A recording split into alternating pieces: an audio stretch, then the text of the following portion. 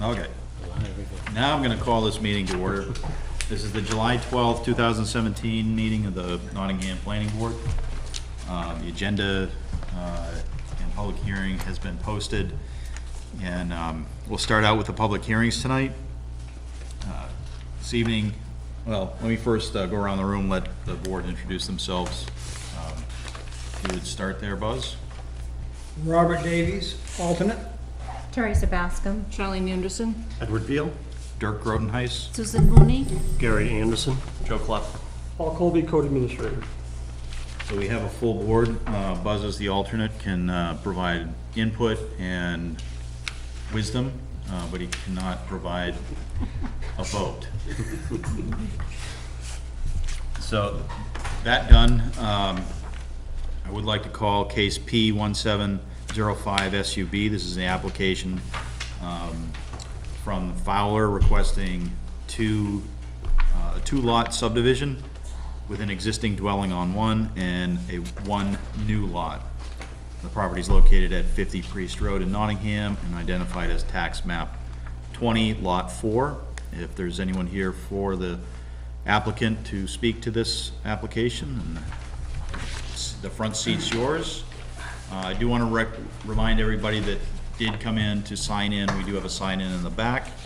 And when you do come up and speak, please state your name, address, or company that you represent. Good evening, Mr. Chairman and members of the board. My name is Chris Gaida. I'm a wetlands and soil scientist with Fieldstone Land Consultants, and I'm with Bertha and Dennis Fowler tonight. Go over their plan a little bit. We did go before the zoning board earlier last month and did receive a variance to allow for the new lot to have less than 30,000 square feet of contiguous area. Basically due to the, I didn't color all of this in green, but this is all wetlands area back in here, so they did approve that variance to allow for that area.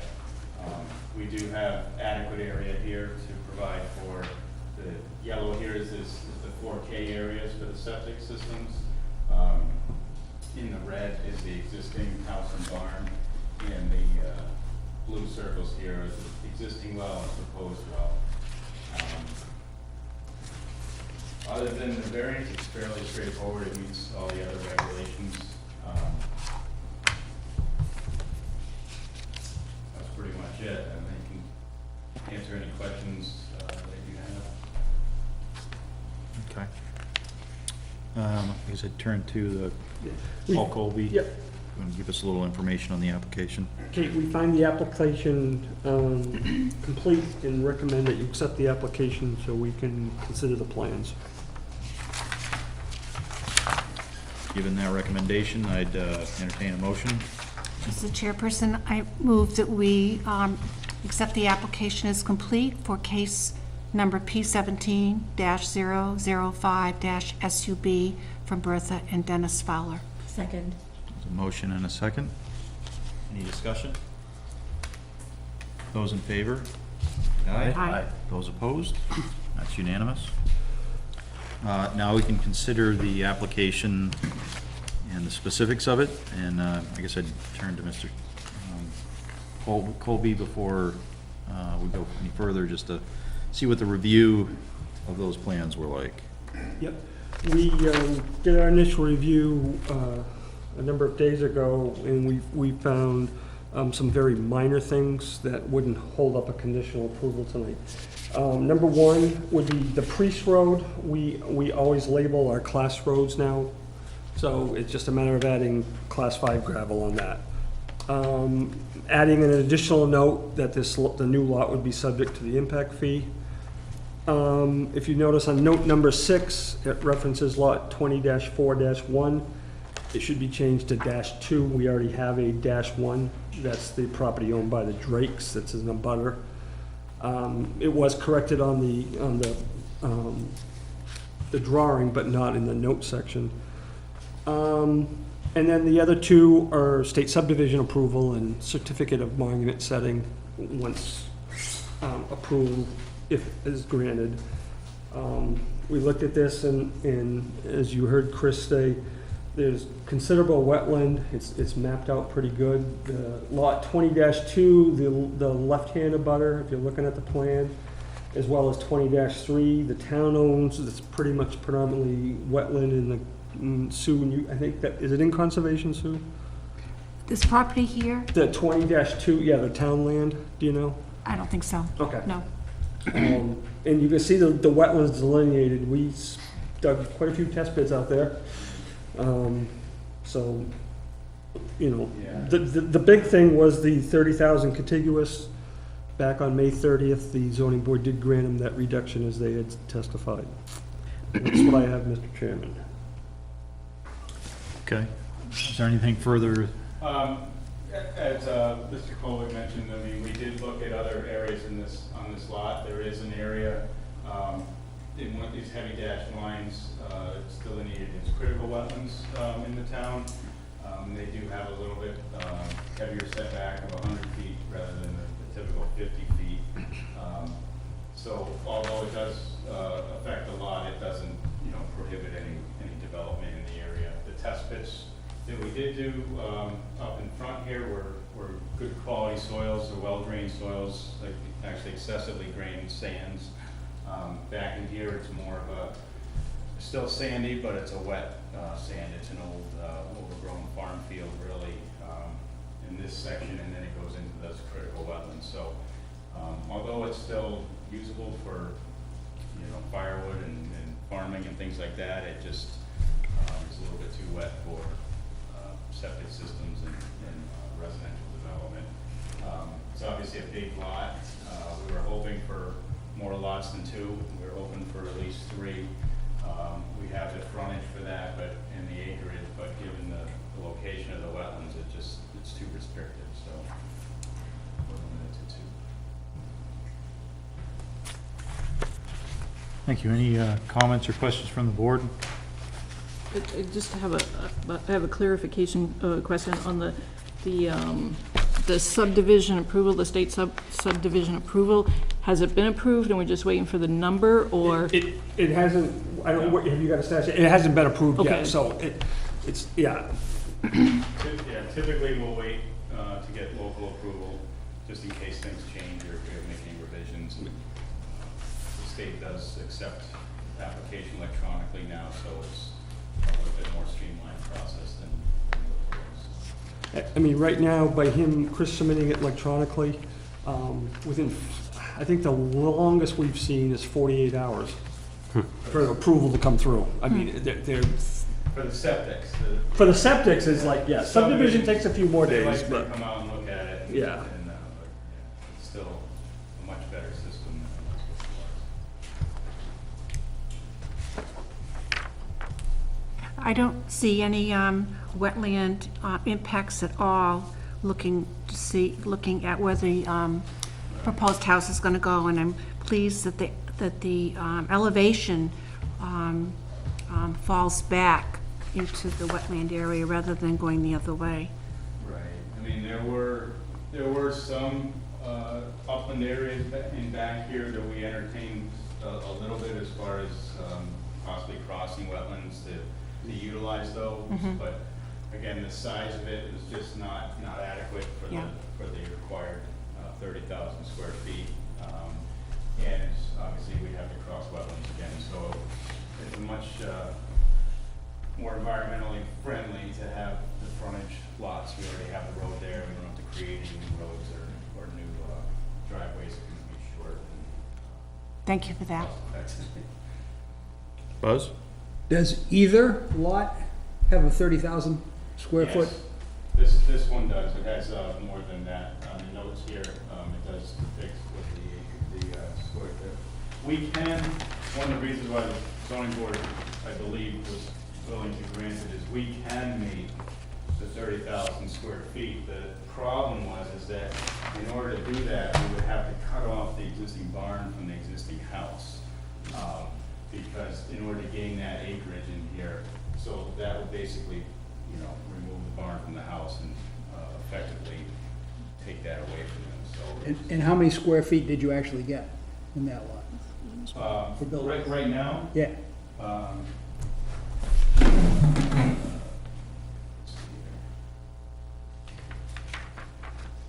Number 6, I think. okay, Yeah. so it's 20,733. Yep. Thank you.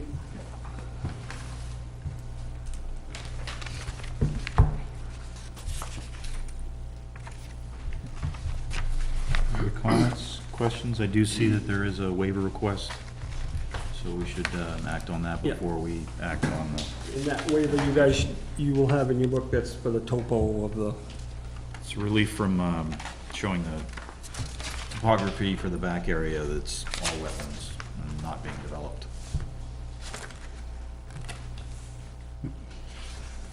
Mr. Chairman, I move that we approve the waiver request of Article 10, Section 3.1, requesting waiver just showing the USGS datum, the 2-foot contours and wetlands on the remainder of the lot, since the area is either wetlands and/or not pertinent to proposed subdivision. Second. Motion and a second? Teresa, was that you? Yes. Okay. Any discussion on the waiver? Those in favor, indicate aye. Aye. Those opposed, it's unanimous. So now we could consider, or we can consider, a vote on approval for this subdivision. I just have one question on, Yeah. I know that there's a waiver for the building envelope, but I guess I'm not seeing where the building envelope is drawn out in The 30,000 square feet? the 20,000 or Well, so. if you take the, so here it's kind of outlined in purple, and basically that square footage excludes the setback, so the Okay. 50-foot front setback, so this dashed line around here, the setback line is essentially. Is what you're that saying, acreage, okay, right. okay. I just had one thing to just confirm, and I think you just answered it as you showed that outline, but the setbacks for the existing barn, which you were granted by zoning, that's on that left border, is that what you had relief from, that setback? We do meet that setback at 20 feet, right, 20 feet. right. So Yeah, they did not have a relief. They didn't have, what they got, Gary, was the 30,000 square foot area Overall. on the new lot, yeah. But the barn is over, he shows the 20-foot setback, which we. So it's we simply passed. the So barn. he's all set, the barn's all set. Yeah, they had to adjust, they adjusted the lot line so that it would be within the setback. And the shed is not an issue then? No, that's just like a temporary shed there. Okay.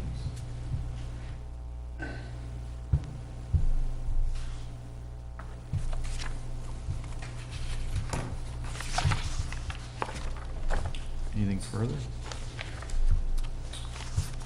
Chairman, I move that we approve case P17-005-SUB with the conditions of the amendment to note 6, to the correction of the lot number, as well as, Have my sheet, Ed? as well as labeling Priest Road as a Class 5 gravel, adding the note about impact fees, pending state subdivision approval number, and that the monument certification needs to be submitted. Second? Motion and a second. Any other discussion on it? Those in favor, indicate aye. Aye. Those opposed? It's unanimous. So just to explain to you, President Dennis, you get conditional approval of these things, a couple little notes he's got to put on the plan. When we get state subdivision approval, Chris will set the boundary markers, and then he'll bring the plans and everything back in, and they'll sign it at a meeting, so. Paul, do you have a specific verbiage you'd like to see for the impact fee? Oh, just that this lot is subject to the Nottingham impact fee Okay. ordinance. That, yeah.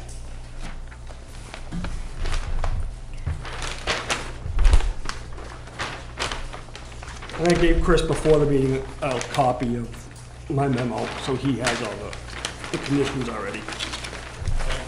Thank you. The next hearing is case P17-004 SUB and scenic road hearing. Application is from Kennards to subdivide the parent tract into 3 lots. roadway frontage along designated scenic road. Property is located at 110 Kennard Road and is tax map 11, lots 9. There is somebody here representing the applicant or the applicant. Peter Landry, Landry Surveying.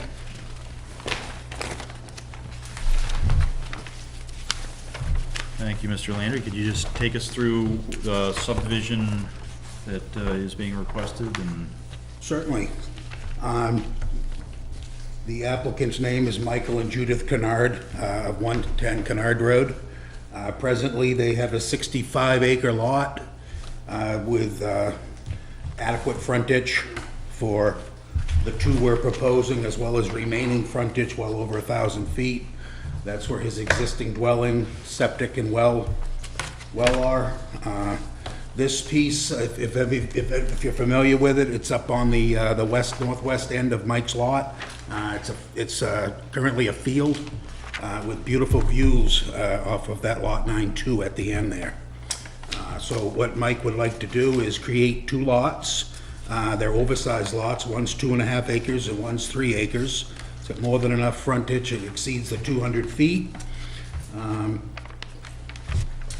There is a waiver request in the package for, similar to the first applicant you just heard, for a waiver of the required topography on the remaining 59 acres.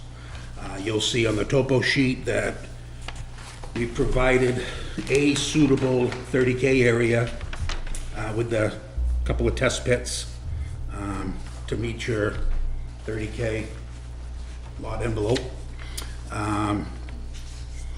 The other thing is we are, as Paul mentioned, we are a scenic road. So what we'd like to try to do is minimize tree removal, and we'd like to minimize stone wall removal on these scenic roads. So what we did here, we'd like to have had driveways enter each of these lots.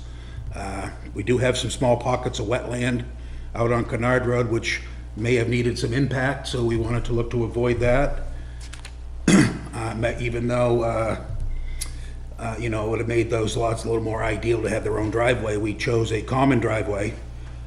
So basically, you're looking at one curb cut through an existing break in the wall or existing barway.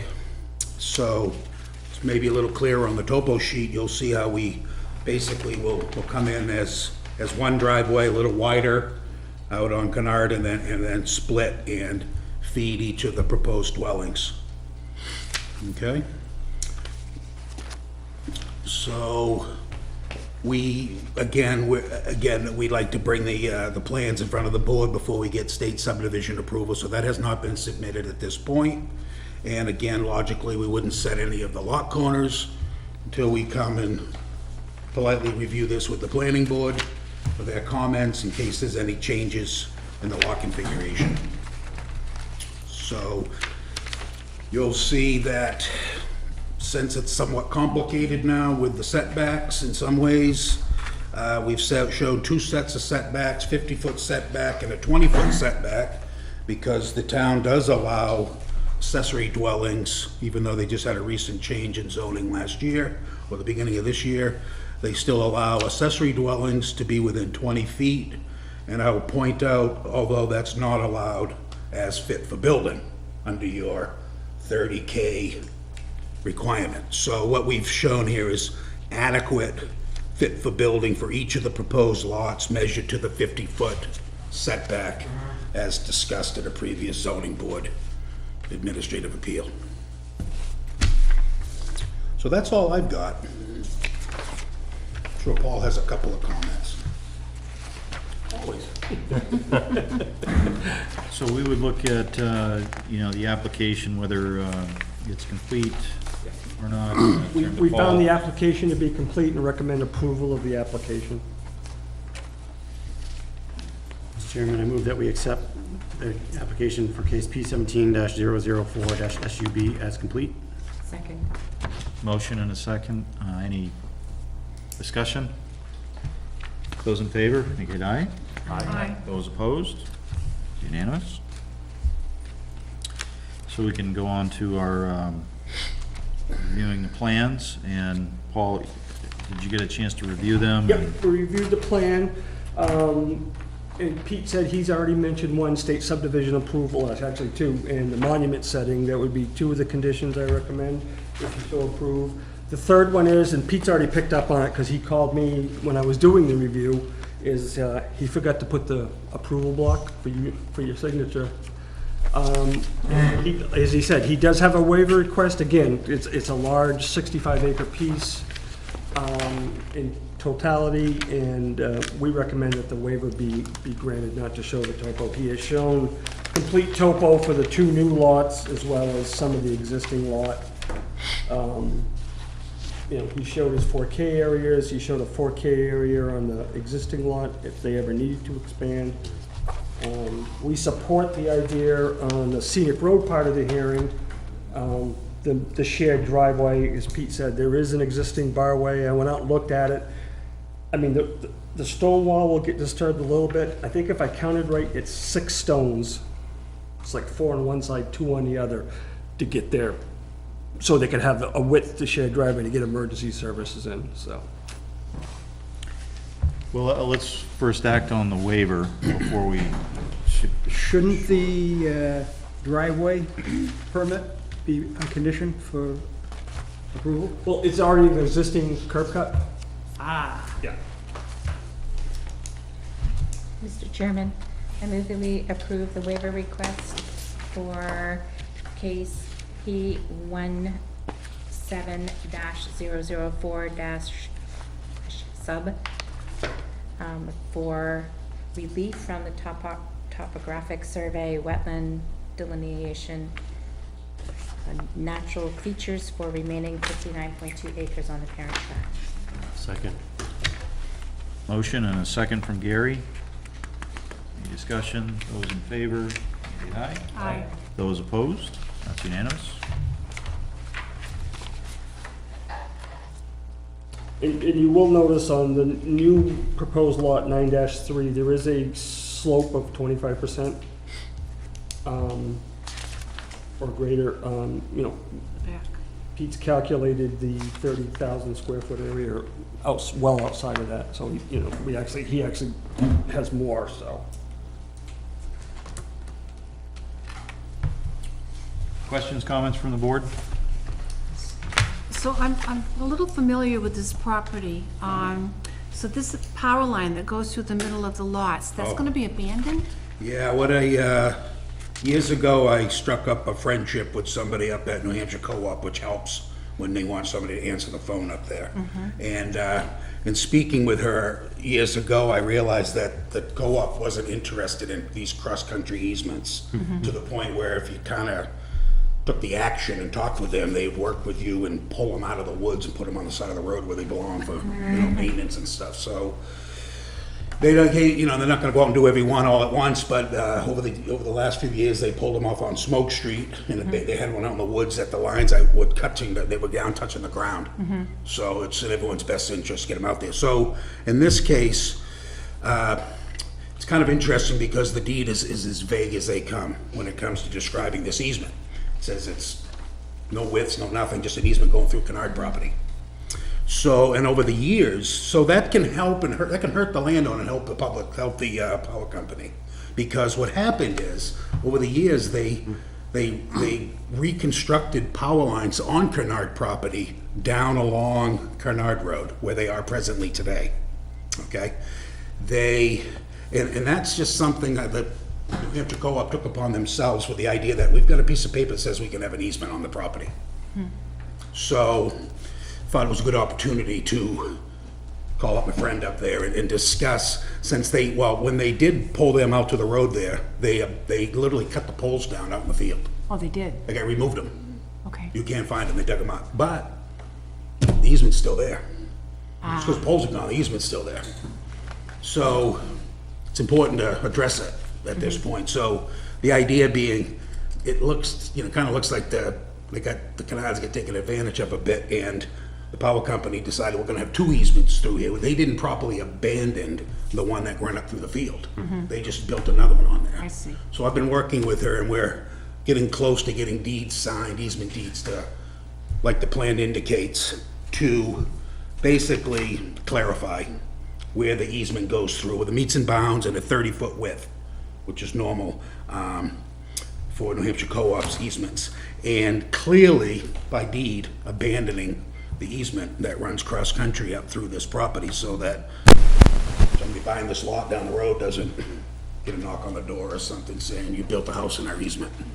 So further back on the property, Public Service has the big power line Yeah, that if comes you through. look up, Sue, in the upper right-hand corner, Yeah, got it. you'll see that, what's that, 295-foot wide Yeah. easement, the one that, So will there be any frontage left on the property once these two lots are subdivided? yeah, what I didn't do is I didn't add it up, because it's just this oodles of frontage. If you look again at the overall plot plan, in retrospect, you can see the houses, Mike's house is on there. Mm-hmm. I mean, you can see it's gotta be, almost Okay. 3/4 of Oh, I see. 20,000, yeah. Yeah, it was It's- well over 1,500 feet. I didn't I think, bother I mean, adding it it's up. pushing even Yeah. harder now to the higher numbers, yeah.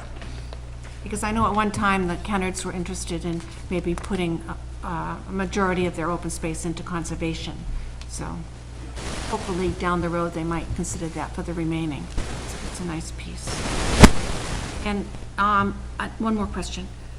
So these two lots, were they in current use prior to subdivision? I'm not sure if they are, of course, that has to get dealt with. Okay. That's something, see, what I've noticed is, sometimes you can find that stuff recorded at the registry, but most of the time you can't. I mean, it's just, sometimes it's there and sometimes it isn't. It's something that they'll have to deal with the local Okay. Susan or somebody down at the town to figure that out. I can tell you real quick, give me a second, I'll look it up. Are you looking at it? So this is on the section of Kennard that's paved, in case anybody knows that, and then. Looking at where the Going road- up the hill, yeah, that's paved, yeah. Yeah, and it definitely looks like it makes sense to do a shared driveway, because as you can see on the plans, the road curves, and that's actually quite a good hill coming up on the curve from the right side, and then the left side, it's a curve again, so to put two driveways in would probably be, a safety issue where it is there, gives the best sight line coming out of those two parcels. And then on the topo plan, is that septic, that other 4K area shown on the right, is that just to show that another 4K area could be put in for the house that's a couple thousand feet away? When you say, So you have the the two- remaining land, Ed, Yeah. lot 9? Okay. That, yeah, I didn't want to go digging up his front yard and showing two test pits down by his house, down by his working leach field.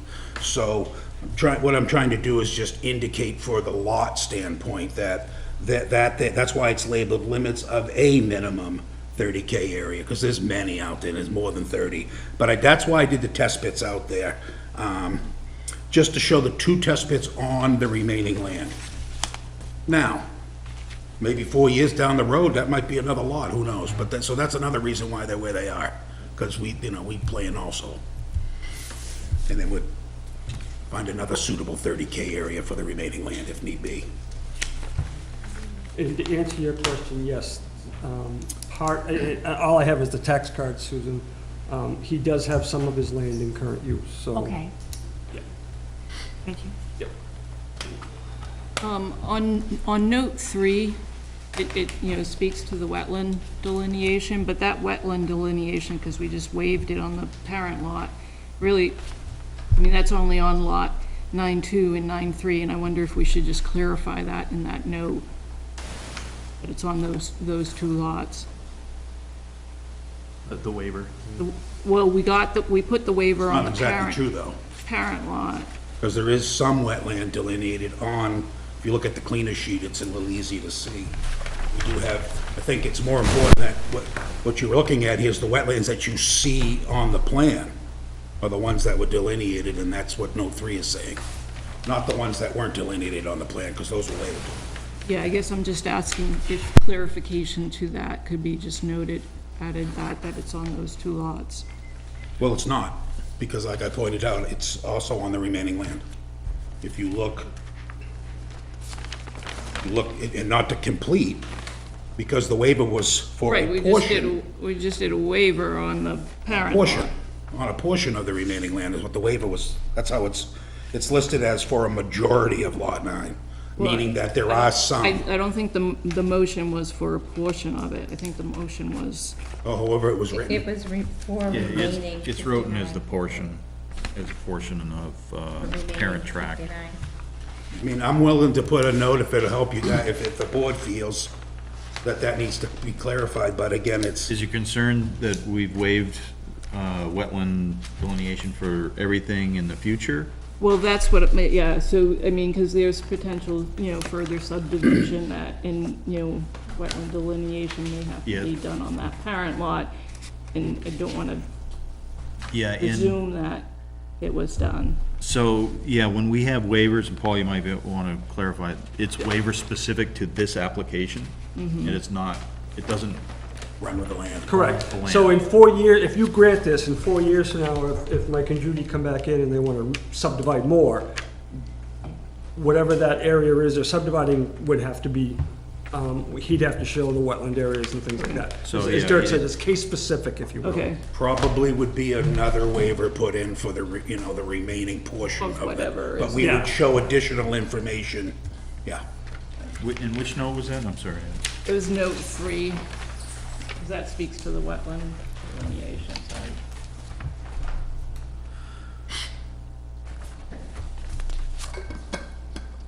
Very minor in our on the application, the RSA referencing the scenic roads just left off a 1 on both. It's 231:157 and 231:158. You have 57 and 58, and it should be 157 and But that's just, 158. that doesn't have. That's on anything the to do with application. The plan itself. Say that again, it's on the application? Yeah, if you go to your first page of the application, the planning board project application, if you have it in front of you. Actually, 231:50. You have it correct on the, Oh, it's correct on the application, the plan has it? other way around. It's correct on the app. I mean, on the, On the Plan. plan, it's just not on it. we're good. Okay, no, Okay, so we're it's, good, I'm all set, but it's- I don't understand. yeah, it's on the application, In case anybody was following along. On the application, 231:57 and 231:58? but it's actually 231, 157, and 158. That's the. Oh, I right- see. That's the right Oh, okay, statute. yeah, I got you. Need another one in there. Joanna can put the 1 in there. And it's on the plan correctly, Yeah. if it's on the plan at all. I have a question. The electric line, the utility Yes. line, is that existing along the road? Yes, Okay, so that's already there, the line is, yeah, okay. Yeah. All that's left that you see in that where it shows it in the, say, the middle of the lot, is just the existing easement that Pete's has testified they're getting clarification on. That's The gone. physical overhead is right along the road. yeah, they're trying to clear that up. It's labeled F/UP, former utility pole, former line on the plan. So you got the F, like now former, so you got formal line, so it's not there. Yeah, Yeah, my concern was more of the new line. Got the new one? Or- When, do you know when that was put in? I don't exactly, but it was put, obviously, I think that started getting put in when they started developing the lots across the street. Yeah, Street probably. yeah, I That want to was, say, and they were subdivided, I could go back and look, but we're talking Might have probably been there. 14, 15 years old. Yeah. All right, that's fine. Yeah. I'm not familiar with that area, but I would have some concerns if this is a scenic road and we're putting a new line in there and we're cutting no, out they've all been the there. trees on the road. Yeah. You are getting a new easement, or a clarified easement. And I guess, they would, this helps the power company now, we give them a clarified easement of 30-foot width. Now, who knows, if they find that there's some dangerous trees out there, they may be in front of this board or the select board. Well, or yeah, whatever. they'll have to come in front of the board. Right, if they decide they need to do any. I don't know if they've already been here for Kennard Road or not. I don't know if any of these, I don't know if any of those trees that are out in front of my frontage was slated.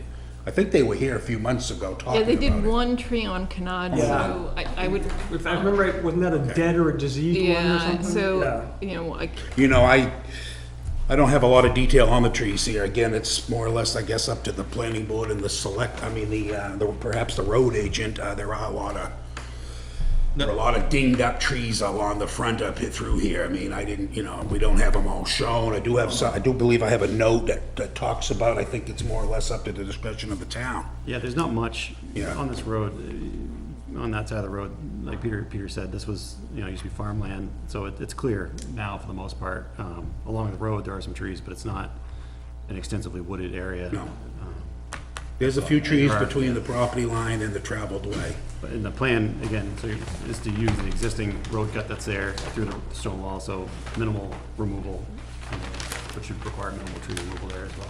So Pete, Co-op has an easement along the road. It's just being more clarified. Yeah, I think they took the position where, because they have, this goes back to the 40s, they have that easement that says we have the right to put a power pole through the canards with not pinning them down, not saying how wide it is. They just, when people want power, they don't usually fight with a power company. Okay, move it over there, that's good, And you took it out of the field, and I think, I brought it to the owner's attention because I had this happen before, where Exeter and Hampton will not grant you the easement. They want everyone. And I tripped over a utility pole by the dog track, and it was right in the middle of a subdivision, and we thought, okay, we'll get rid of this, shouldn't be a problem, they don't need it. And they're like, no, we don't sell our easements. So, but New Hampshire Co-op's different. So, yeah. So again, this brings it out to the road. They already brought it out there. I theorized that they felt comfortable because they had an easement to have the power pole, and the canards weren't saying, no, you can't do it. So, Peter, because this easement that's gonna be abandoned and the deeds are being worked on. Yeah. Is kind of the steps that those deeds that easement get removed out of the Yeah. deeds, and then the property, pending that this is approved, then the property can be built on after that? Yeah, what we're trying to do is eliminate any, Yeah, because it's going right through the building lot. absolutely, that's, and now it's a dog, well, it's cart for the horse type thing. I'm trying to get from New Hampshire Co-op, I want and we've been going back and forth, and they may even have them all signed now. I want to be able to reference I want the deed recorded, the easement deed, and put it on the plan. Right. They want to do it the other way. They're asking me when the plan's gonna be recorded so they can record the deed. And I just got that email today, so I'm gonna have to just call her and deal with her. I think it might make more sense to try to put it on the plan. I'll explain that to her, and maybe she'll say, okay, that's great, then they'll record it. I've got some other things to do, and I'll add that to the plan. So I guess one question that I have is, because the recommendation is a conditional approval, and should we add that in there? Because if for whatever reason, there's a change of mind and the easement won't be granted, then I would imagine that you'd want to come back and look at. I've had the same situation out on Jabig Road. There's a couple of areas where that jumps out across the field. We didn't even bother moving it. The homeowner didn't want to move it. Look out the window, there's a power pole right there. There's a line going right across the front of their second floor. So what you're thinking is that we can put a condition that they provide the easement to us? I mean, that an easement gets, Yeah, because then, so what I was thinking is then, say they didn't, then he could at least go back and go, okay, we're gonna switch the lots this way or something. Well, I'd probably just leave it so, I don't think that, first of all, none of these easement lines are going through any buildings. They do go through some areas, but, so what? Again, I'm not so sure I couldn't put a leach field under this easement the way it is. Yeah, they're going through the building envelope, so I. That's okay though, right? And my question was, if the house gets built and all of a sudden the power company, and the house is built in the easement, Right. maybe someone didn't pay It's not gonna attention. happen, well, So could happen, but it's, but you're right, somebody could put the house in a different location than I'm showing. It could be underneath this easement. Well, you see, this is, So what are you, Charlene, are you suggesting that it just be noted that there isn't, well, it is, it's obvious there's a current easement, right? So it's, how can we? Well, I mean, this is noting that that the easement is to be abandoned, right? But right now, or There is a note saying that. that it is to be abandoned, Yes. but we Right. don't know that it is, like. Oh, I see what you're saying. Is it Right. officially abandoned? Right. Yeah, okay. So this becomes an approved plan, that it gets filed, and then it can cause issues later on, and then. well, if you guys wanna record the easement, when you record the plan, we can probably we'll get you the easement. Would there be an issue if for some reason the co-op said, no, they're keeping the easement as well as where it had been. Would that preclude you preclude the owners from placing the wells where they're proposed? Okay, I missed that. You mean if it doesn't get done? If for some reason the It doesn't co-op get done. says, nope, we're not gonna, say we're abandoning that one, Again, there, would that preclude them from placing, because then, obviously, the well, there's a little. it's only the well radius. Look, see, if you were to, see, I, Stuck. yeah, that line probably went all the way across, Yeah. even though it's not shown on here, so, That's- yeah, because there are some former utility poles. But again, it doesn't affect where I'm showing the 4K areas, the proposed, or potential dwellings, or the well.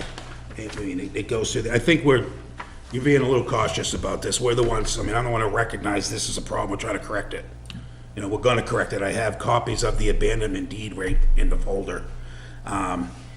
It's getting it, you know, it's getting it to the registry and getting it recorded. And it's in my client's highest interest to get that done. To get that done. Yeah, right. and if anybody wants it done, he does. And I know you, sounds like you want it done more than he does, but he really wants this stuff done too. We don't want to be selling these lots with, you know, ghost easements out there or something, you know, so. But,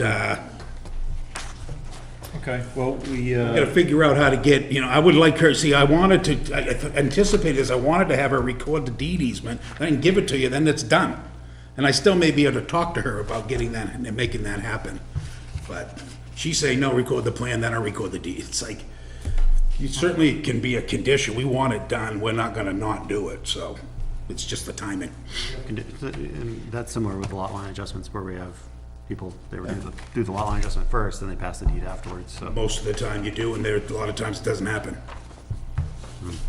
The deeds never get transferred until the second closing, and it's 2 weeks before. That never got done. Question for Pete, if I may. okay, before we go to there, can we, I just want to make sure, I mean, it's a public hearing before there's more questions, and I recognize that we have more than just one person in the audience. That's beside you, Pete. So if there is an abutter or any other person who wants to talk to, for, or against this application, you're more than welcome to come up and speak. Any questions you have, you're more than welcome. You can sit next to Pete, or Pete will move.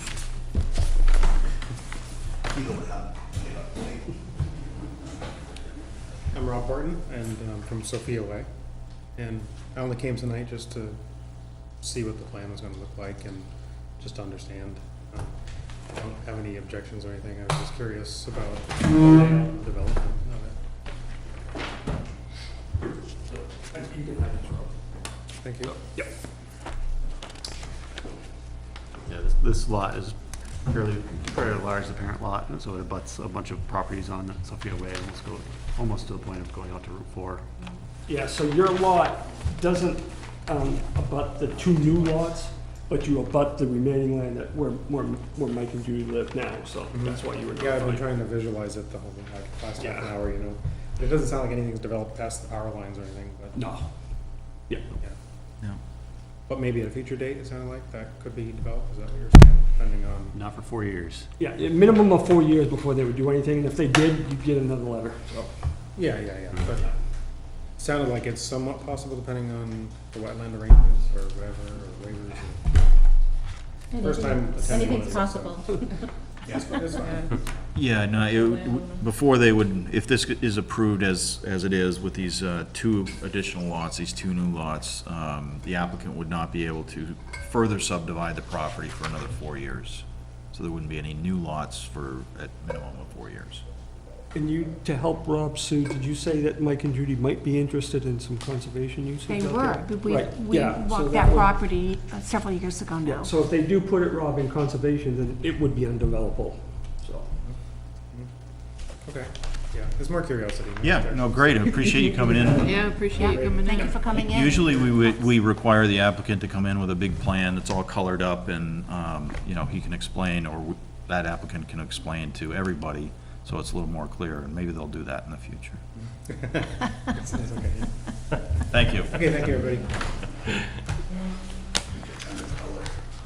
Pete, I think there was a couple other questions. Sue, you had a question. I have an academic question, Peter. I noticed that the wetlands were delineated 30 years ago. Is there a time limit for, Do we have a wrong date? let me see. The Wetland date says they delineate- were done in April 2017. Oh, I see, January 1987. That's the manual. That's the That's when the manual was. Oh, I see, I misread the wrong line. So what line should I be looking at? Number 3, letter D.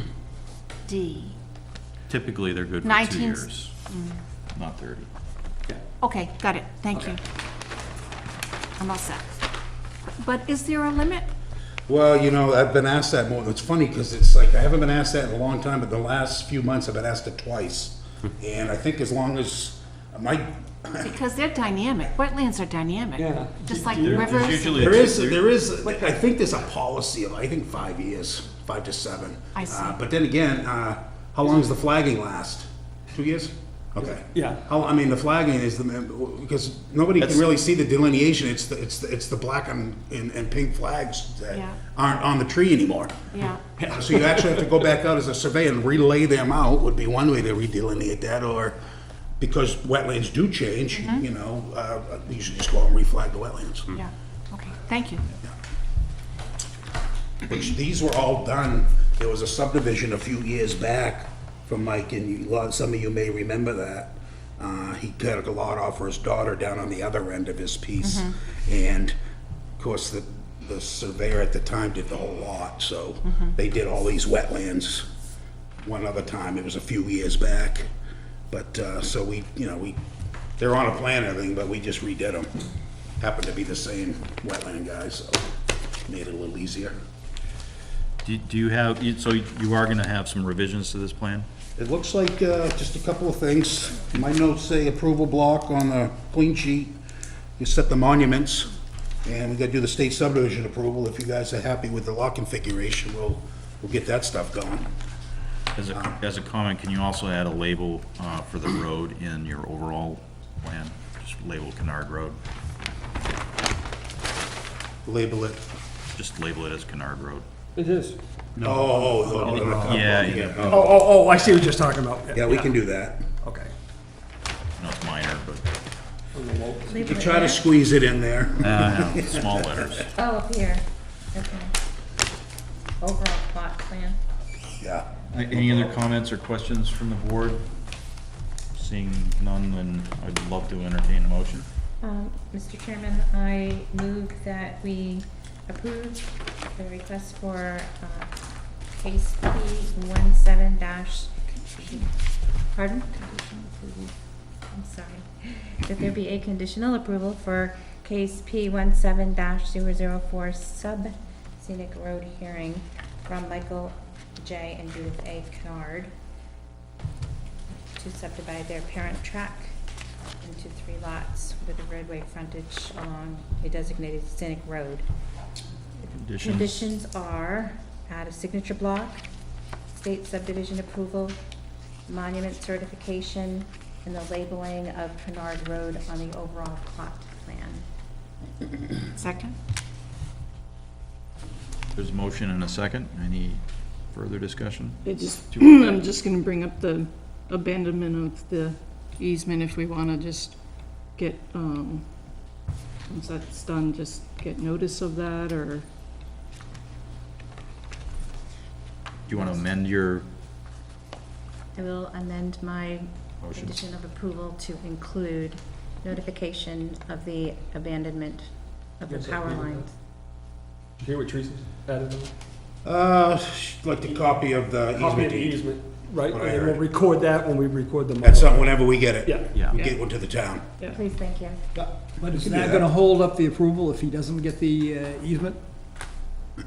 It's not a We're condition. putting Is it it a in as a condition? condition. Yeah, they made it a condition. I guess we'll just have to get it to you then. That helps me. Talk with New Hampshire Co-op, tell them the planning board wants it. Yeah, yeah. Here we go. So with the added condition on the motion, is there a second for that? Second. Okay, there's a new second. Who's And second? Any other discussion? Those in favor of the motion, indicate aye. Aye. Those opposed? It's unanimous. Thank you. See you Tuesday. No, Yeah. I'll meet you guys out there Tuesday.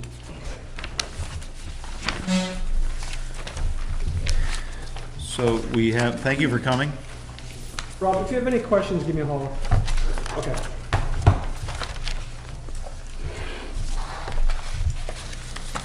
Future planning board member, maybe. He is straight with work. He's in the office asking questions a lot. Good. That's good. Good. We like Yeah. questions. We like people asking you questions. All right, where's the agenda? So that is the end of our public hearings this evening. We have a meeting discussion with the impact fee, the options for those. Before we start that, Mr. Chairman, I'd like to make a comment, if I will, if you allow me to. I will allow you to make a comment. Okay. Back on our last meeting, I forget the date, I made a comment concerning information on the Marston project, that my comments were truly unprofessional and very unlike me, and I wish to apologize to the board for them statements, and Thank you. that was that. Yep. Thank you, Dirk. Yep. So, as part of your additional package tonight, we received, if you don't mind me starting, Dirk. No, please do, because I'm not quite sure the Yeah, direction. so basically, we're looking at, again, the fire department, the school, and adding in the rec department. Yep. And I think, was it you, Charlene, that had asked this week for the latest, or somebody did? I just wasn't sure, but. Yeah, what. and Joanna got that out to you. As you know, we sent you copies of the letters that we sent both to the Board of Selectmen and Town Administrator, and then one to the school board. Chris, I thought I had a copy of it. Thanks. Nope, that one's from the school board. Chris responded back with answers to your question. Joanna, do you have a copy of that? Oh, I got it right here, I'm sorry. It's in the other thing for tonight. I don't think the board received copies of that letter. Oh, okay, so basically, the questions we asked the administrator and the Board of Selectmen, and Chris answered, I believe for them, Charlene, did he bring that letter to you guys? I asked him for, yeah. Okay, yeah, basically, we asked 3 questions. What is the current status of the Marston project? And his response was, design work is in the late stages and cost estimating is underway. The alteration of frame permit application is under review by DES. And just as a side note on that, we have received both from DES and the Lamprey River, what is it? Lamprey? Advisory committee? Yeah, with some requests for more information. So the OT still pending. Cost and permit concerns will likely require one more round of design modifications, but the general concept remains the same as was presented to the planning board earlier this year when Chris came in and showed us the plans. The overall project has broken up to phase development, with phase 1 to include a multi-purpose athletic field with 2 infield diamonds, walking trails, parking, and location for community gardens. Phase 1 costs are still above available funds by a considerable amount. The second question asked by this board was, what is the ongoing schedule for improvements to the property? Chris's response was, this is dependent upon cost savings and in-kind grant support that can be found. One large grant application is pending, and some smaller in-kind offers are in hand. The best scenario is that we can reduce costs enough to begin work later in 2017 and have some facilities in use by 2018. The third question was, at the March 2006 town meeting, the voters were asked to commit $200,000 to the project. Stating such, the planning board would like an update on the expenditures of that money that was dedicated to the Marston property. And his response was, thanks to the donated engineering fees and engineering services, of Jones and Beach, only $7,250 of the $200,000 appropriated has been spent to date. And that's true. This was dated June 22nd, and that's still true as of today.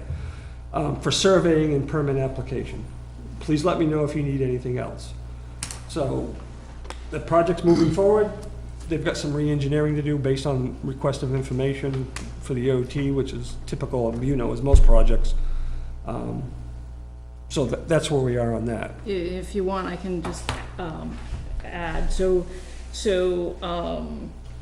the, one of the two volunteers, and Chris presented to the board. So the phase one that was presented to the planning board, it was in 3 phases.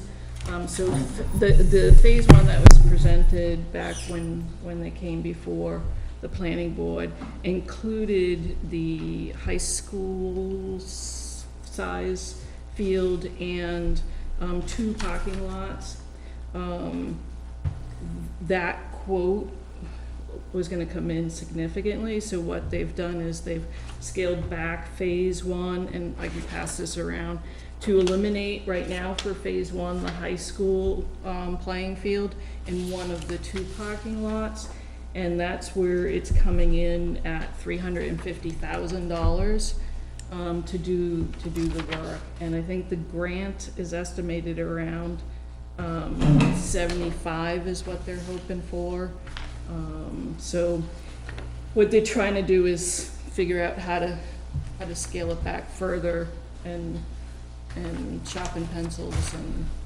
So they're still looking at making it mostly baseball fields? That's And a the baseball field for a high school that we do not have in town? The proposed plan hasn't changed, right? Okay. From what you were So shown. basically, they're taking a community property and making it specifically for the Nottingham Youth Association baseball. For fields. I mean, it hasn't changed anything more than what, if you looked at the big phase 3, all the way to phase 3, all of that, so, yeah. Nothing's changed as far as. So they didn't essentially list. If I've you seen pass this over to before, Teresa. often it depends on the proximity of the They're dirt talking in field about- diamonds, but there's often enough space to actually have alternate, like soccer fields and other use in the grass area. It's multi-use. Yeah. It's a multi-use field. So this is the multi-use field that Can you also try playing includes. soccer or anything else out on these fields? Well, the way depends on the the way space. the field is designed is the soccer field be overlaid on the outfield grasses. So- You wouldn't be on the dirt. But there's no way they would want you playing soccer or anything else on their baseball fields, because you tear them up. There's no way it's going to be multi-use. Different seasons, but.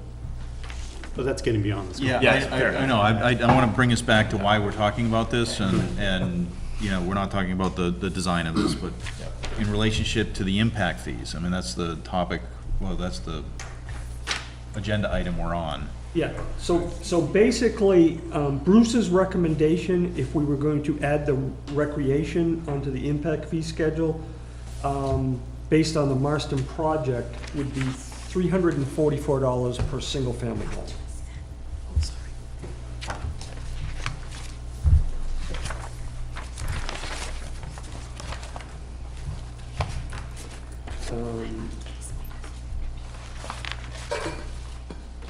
That should have been in his. What was that figure again? I'm sorry. $344. 344.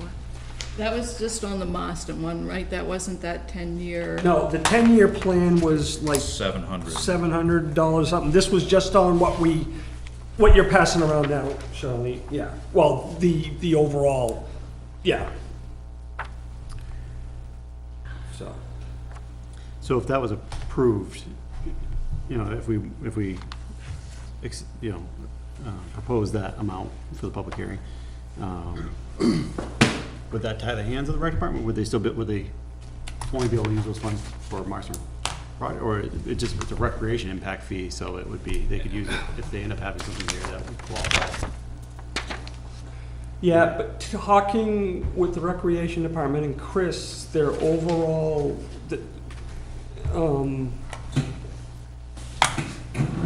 I guess CIP projects, Marston's the only, Okay. yeah, I is really the would only. assume that this would be very similar to the school impact fee. Originally, it was meant for a school addition, and it that didn't get passed by the town. So now they're applying, or they can apply for other things for that money to be used for. So I would say that unless it very is specific that this money for the impacts is only for Marston, then that would be right. It could only be used there, but Marston is being used as a budgeting example, exercise for it. You know, and Charlene, you may know, but just talking with Chris, I mean, I don't believe they're trying to bond anything because we're trying to keep the debt down. But it could be, if for some reason we need to take even if it's a short-term loan, or if we had to bond something, it'd be like we do with the fire department. It could be to help do the bond payment. It could be help to pay contractors.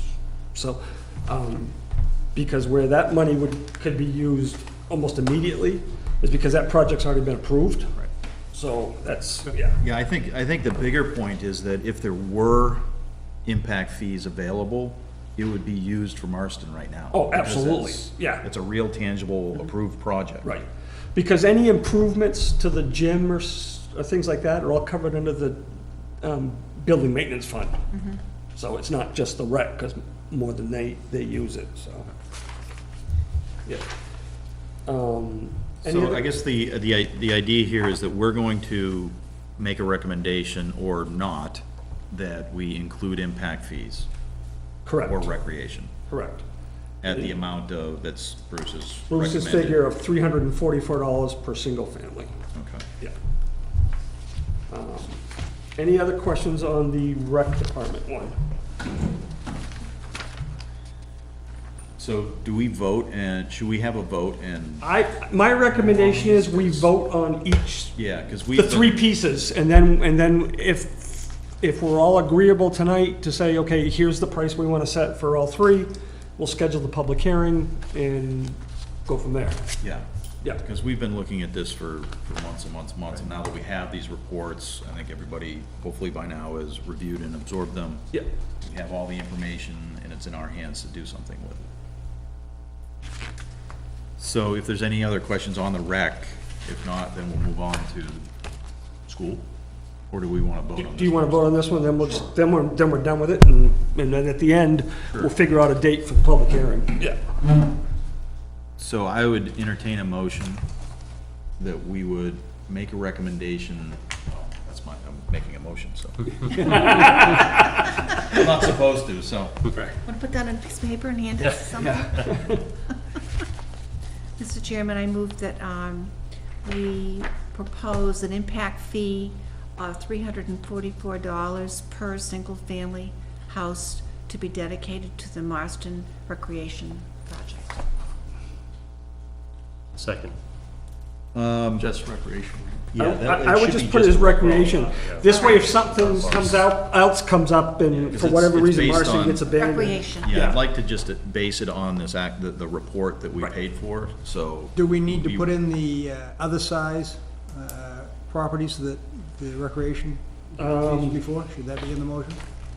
The other size projects? what do you Right mean? now, she said single family. You know, Yeah, she said modular just the homes single and families. Yeah. Oh, Let me see. So you're saying single family is $343, the attached and two or more family is $299? All this is for is to bring this to a public hearing. Right. So- Yeah. so I'm just asking if it's no, necessary. I think it's appropriate that the motion not be specific just for single-family homes, but and I don't know if this is the most recent report, but if this report already has it in there, then I think our recommendation is that the recommendations of this report be moved forward as an impact fee. So, okay, wait a minute, because I'm trying to get the new, his recommended recreation impact fee is actually $500 for That's single family. Replacement. that's on the 10-year plan, though. Yeah, so you're proposing table 12 for going out to year 225, which is on page 16. Okay, that's what, I would like it to be specific to that, so yeah, whatever the table. Yeah, on his, I'm sorry, his addendum that he gave us back earlier. It's actually 343, not 344. 343? Yeah, Okay. Do you want me to make the motion, because I got it in front of me? you got it right there. Well, I'll have to retract my motion. Okay. And Gary, retract your second. I will. Okay.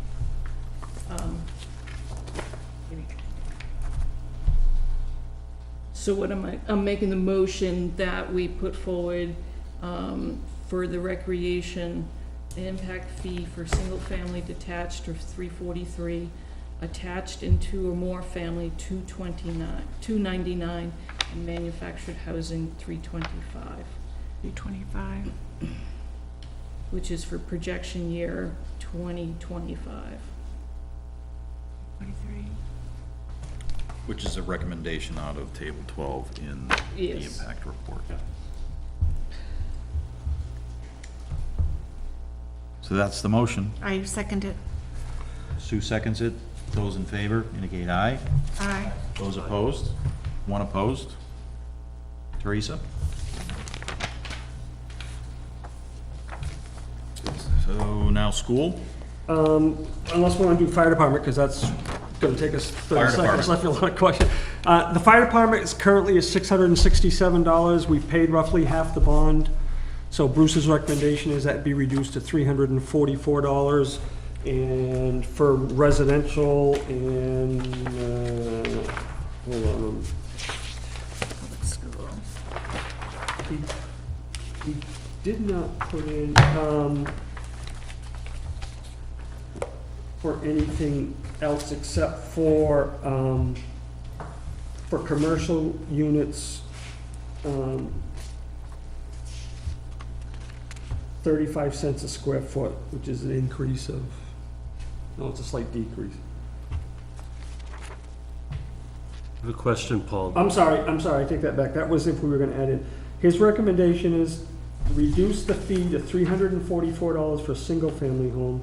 He did not give us figures that I can find, and the commercial fee reduced to 16 cents a square foot of gross square foot So you're area. saying without the fire apparatus, so it's Right, just on this the would be without the replacement cost, because as Jay had indicated to us, and I think Gary, you brought it up last time, his replacement cost, he normally, except for the ambulance, because that's a separate fund, but he won't buy a piece of apparatus unless he has the money in capital reserve. Yeah, see, he didn't make that recommendation. In fact, he recommended that we don't do that. He recommended Right. that we include it. So I think that's why you're not seeing the other structures, Right, because he was extrapolating based on. that, yeah. So I Question, think Paul. you'd have to look at it from, Currently, is the impact fee charged differently for the other housing other than single family? Yes. Yes, It is. yeah. And since we've, implemented impact fees, all we've had is single-family homes, because ADUs are exempt, so. That's why I didn't Um, realize it. I will get, if it's okay with the board, we will clarify with Bruce what the fee would be for manufactured and two-family. It's not on that sheet you and Joanna had done up? No, that was based on replacement costs and, And that was single family, I think. Yeah. This. Yeah, the last Yeah, yeah. report that he has is closer to 800 for single detached. Yeah, that's on, that was based on, that's including the equipment. The That's with it. 344 was no equipment. if we remove the capital equipment, major vehicles apparatus from the cost basis, the fee would drop to $344 per single-family home and 16 cents per square foot for commercial use. And that square footage is gross square footage, is how our ordinance is currently written. I mean, I guess my question to the group is, why wouldn't we include the equipment? I mean, it's highly likely that there's gonna be a quint going before the town again. I think it would actually help at town meeting when there's a proposal for a, to add a certain amount of money to the, capital reserve for an apparatus, if they could say there's, we have this matching money there from impact fees to that's going towards it as well. Well, he hasn't, what he's done is increased the request for the capital reserve over the last few years. Yeah. This past Right, year, we so put it's- in 100,000. He's continued to increase it. So that's where, how he's basically funding the capital. Yeah, which, Right, there's nothing there to preclude from, if we had impact fees, if we had money set aside, that they could use those, take less from the.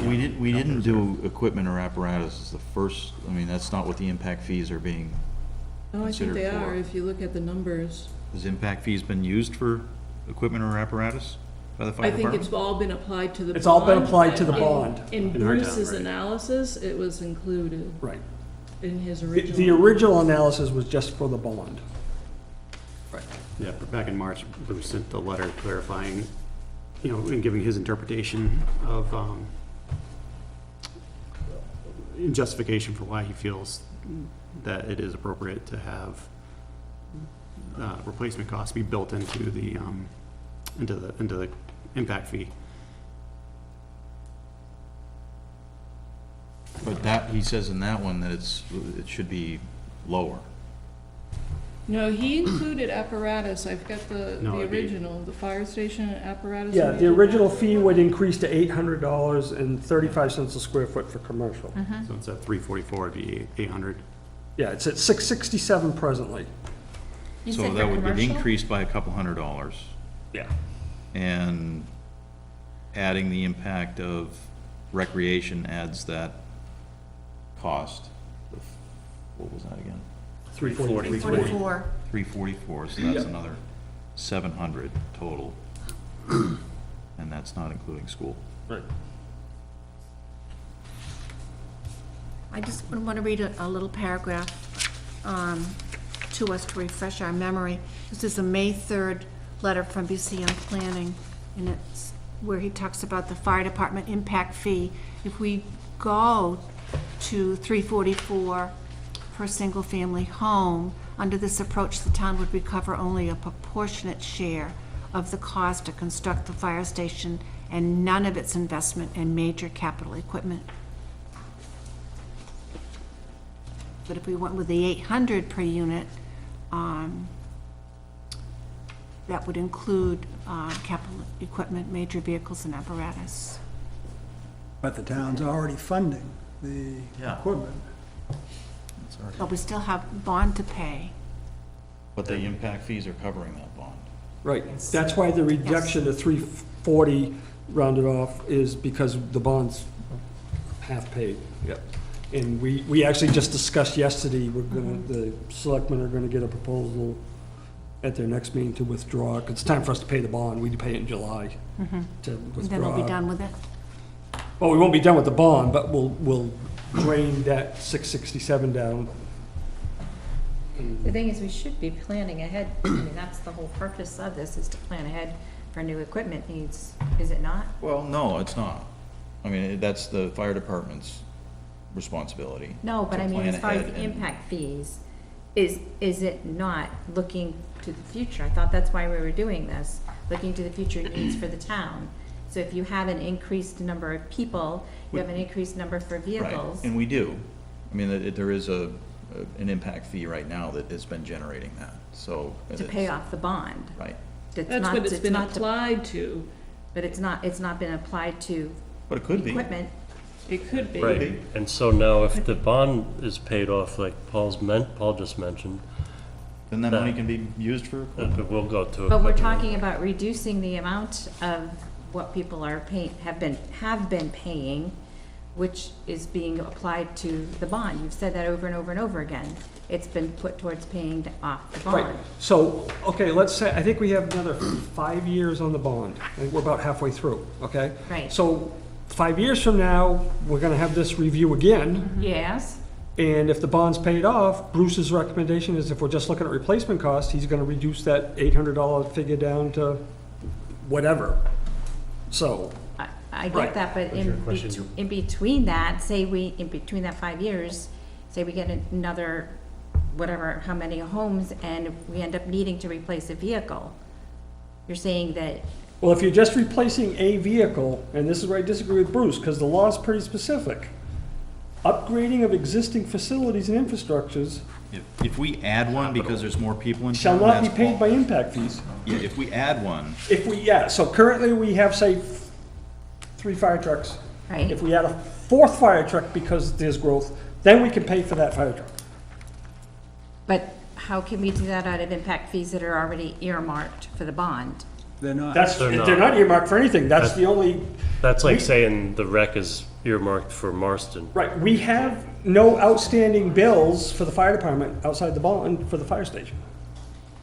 All the equipment's paid for. Because the ambulance, when the ambulance transports a citizen or anybody to the hospital, There's a fee. that fees cover the replacement of the new ambulance. I guess it's, Yeah, so I'm gonna go back on why wouldn't we do the apparatus? Because we can do the apparatus, we can do the equipment. That does impact, the ongoing Right. development does impact the equipment that is being purchased. And so why would we not include that? Because what's happened in place of that is that capital reserve fund just continues to get increased. Well, how are you gonna control that? Right, so is somehow that capital Well, reserve gonna so I'm change? saying is if we start to, when you said 5 years, the bond would be paid off, we would still have impact fee money that we could apply towards the new fire apparatus that's being purchased, or bonds that are taken out for those pieces of equipment. But not if the chief doesn't ask for it. But it's in the CIP. yeah, well, in theory, okay, let's say he needs a new fire truck for $500,000. And if we have impact fee monies, okay, let's say the bond's paid off at the fire station, like Charlene said, and we've got impact fee money sitting in the bank. And instead of taking $500,000 out of Capital capital reserve. reserve, let's say we've got $100,000 in impact fee money, now he's taking 400 out, and we're writing a check to whoever the manufacturer happens to be, and he's still got $100,000 left. Or looking forward, there's always a possibility, instead of putting, say, $100,000 in a year, we reduce it by, To where it was, which Yeah, was 50 at 50. one time. right, Uh, so that's options. well, one of the reasons why we wouldn't do it is because this puts an impact onto a new development that would be coming in, so a new house that would be potentially built here. And at some point, that impact fee, there's a break point where developers or homeowners won't do it because it's cheaper to go somewhere else and build. So that's what we have to think about as a planning board is, if we're gonna provide impact fees for just new people coming in and loading that up, then new people aren't gonna come in. So we have to think about that. So I agree with you, but then I'd rather see my monies going towards the fire department and the school as opposed to, But that's your money. right. So your that'd be But what capital if- reserve. And Yeah. I would almost question that analysis, Dirk, because, well, one, our tax rate is the lowest in comparison to towns around us. If So increase the development- taxes then. So if development stops happening, or with the impact fees don't go on it, then the taxes are gonna go up. So either way, someone's not gonna not buy a house because there's an impact fee, because the impact fee it's not clearly applied to the person purchasing the house. The No, but builder it- has but this- built it into The homeowner that just cost. came in and subdivided their land for one lot is going to pay for that. And that's a person that owns the land here, they're gonna be selling that, so they're gonna pay that out of their pocket. The builder is gonna pay No, that. no, the builder doesn't pay No, that. it comes out of- Unless it's a major subdivision. The purchaser pays for So it. who's the builder? The No, builder's gonna be the seller. owner? If these people that just subdivided are gonna have to pay that impact fee when they, once their plan is approved. No, we Oh, collected it once the house is- at the CO. So If I'm a subdivider and I subdivide 10 lots of a piece of No, property. let's just talk about the 2-lot subdivision. If the guy, Okay. if that guy goes, he doesn't have to pay for it when it's approved. He has to pay for it when he sells the lot. No, It's certificate of occupancy. it's at this certificate of occupancy. So if he sells it to a builder or whoever builds the house, before I can give him the CO, they Okay. need to give me the impact fee My check. misunderstanding. Right. But But if- That's a one-time fee. But if that person is buying the property, as then opposed to our taxes. he's gonna discount that purchase price by the $4,000 from that landowner. So someone's paying for it. ultimately, And ultimately, it comes from the ultimately, landowner. the Whoever purchaser. owns it originally. Actually, when you read the RSA, I think it supports more of Buzz's interpretation. All impact fees imposed pursuant to this section shall be assessed at the time of planning board approval of a subdivision plat or site plan. If no planning board approval is required, or is it made prior to the adoption or amendment of the impact fee ordinance, impact fees shall be assessed prior to or as a condition for the issuance of a building permit Right. or other appropriate permission. Well, and that's different. We do assess it, like we had, that's why we have them add the note to the plan. That's the actual assessment. The collection in our zoning Oh, yes, ordinance is I'm written as time of CO, right, Shall be collected at the time of a certificate of occupancy. right, which follows the RSA, yeah. Wait, could you please cite your reference? Yep, this is Joanna. RSA 674:21, V, Roman numeral 5, yep. Roman numeral 5, or V, lowercase d. I don't think I missed anything there. So if we're gonna look at the replacement cost for the fire department, the breakdown would be a single family at 800, attached 2 or more family at 736 per unit, manufactured 812 per unit, and commercial or non-residential use at 35 cents a square foot. And what is it right now? 667 for a single family, and I don't have the breakdown for Okay, the that's other. fine. Yeah, 30 cents And what square was- footage, And the 800 includes, replacement cost as well as bond.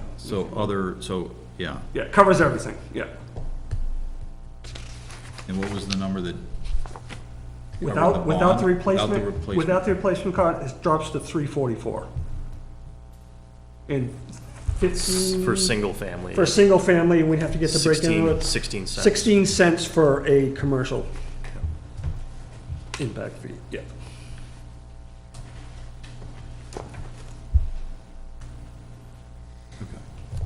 And if, you know, if, depending which way you go, if you go with the non-replacement cost, just paying the bond before we publish the public notice for the hearing, we'll get the clarification on the 2-family or more and the manufactured housing in the new, well, we have the new commercial rate. So we could, when we post it, we'll have the real figures. And see, you've said it again, for paying the bond, period, is what you've said. Well, because that's what we've always, that's the only outstanding debt we have at the fire department right now. But it should just be saying that it's going to the fire department for use. It does. As however they see That's fit. what the impact fee says. That says what? Goes to the fire department. Okay. For The only outstanding bill They- is the bond. So that's the only where we can use the money, because all the fire trucks are paid off. So, yeah, I mean, this is all future monies, so Right. that's what Bruce's, report and assessment went through, is talking with each entity, the fire department, the school, rec department, get their input of what their improvements planned would be, and boil that down into how much impact new residents or new development would be. And that's where those numbers are. So, I guess similar to the rec department that we just did, it doesn't specifically say it's gotta be the bond, it's gotta be it's up to that entity, that being the fire department, making requests to the Board of Selectmen for release of that funding. The school board has to do the same, they have to make a request to release the funding to use it. It just so happens that the fire Right. department's always I used mean, it as a Jay bond. doesn't make the They can- request. they Yep, can- I'm sorry, go They ahead. can make it, they can ask for it for new equipment, but then they have to justify that that's based on yeah. added Currently, the fire chief doesn't ask for release of the money to help pay the bond because that's outside of his purview. That's between the bookkeeper and the selectman and the town administrator. If Jay would come to Chris and then to the board, select board, say, hey, instead of making that extra bond payment, can we pay for this piece of equipment, new equipment we have to purchase because of the growth? Then the Board of Selectmen, like Dirk said, will weigh the pros and cons and yea or nay. So we have the fire impact report. We've got a recommendation from that of $800 impact based on future potential apparatus or equipment and paying the bond down, or the 344, which is currently what then was recommended as the bond. Right. So there's two kind of recommendations, and I think whether it comes out of the table or the letter that you have, that's the motion that we need. Yep.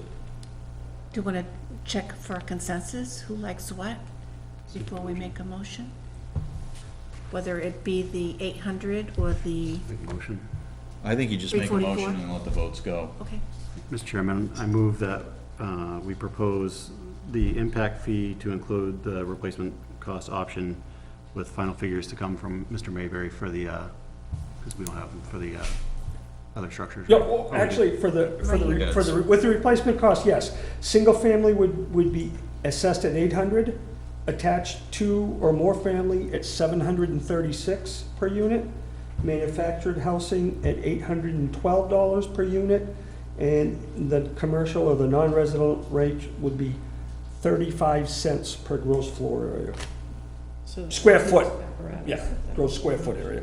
Correct. At some point, whatever we vote on here now and what gets approved at a future meeting is gonna have to come before the town to be approved. We have a, we had, no, we have a public Public hearing. We'll have a public hearing, you'll get testimony, like we did tonight, you know, you'll get testimony, and then you'll consider what the people testify that night, and then you'll take the final vote. So that's as far as it goes. So if they, Yeah, if no, it they, doesn't go on an official ballot in March, or town meeting, right? okay. Yep. I second the motion. Okay, Sumoni has second that. Ed, that was you, right, that made it? Okay. Any discussion on that motion? Those in favor of that motion indicate aye. Aye. Aye. Hands up, hands please. Those opposed? So it's 5-2. 5-2. Okay.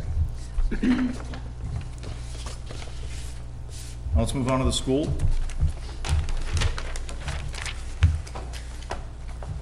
All right, as you know, where's my notes? We also sent a letter to the school board.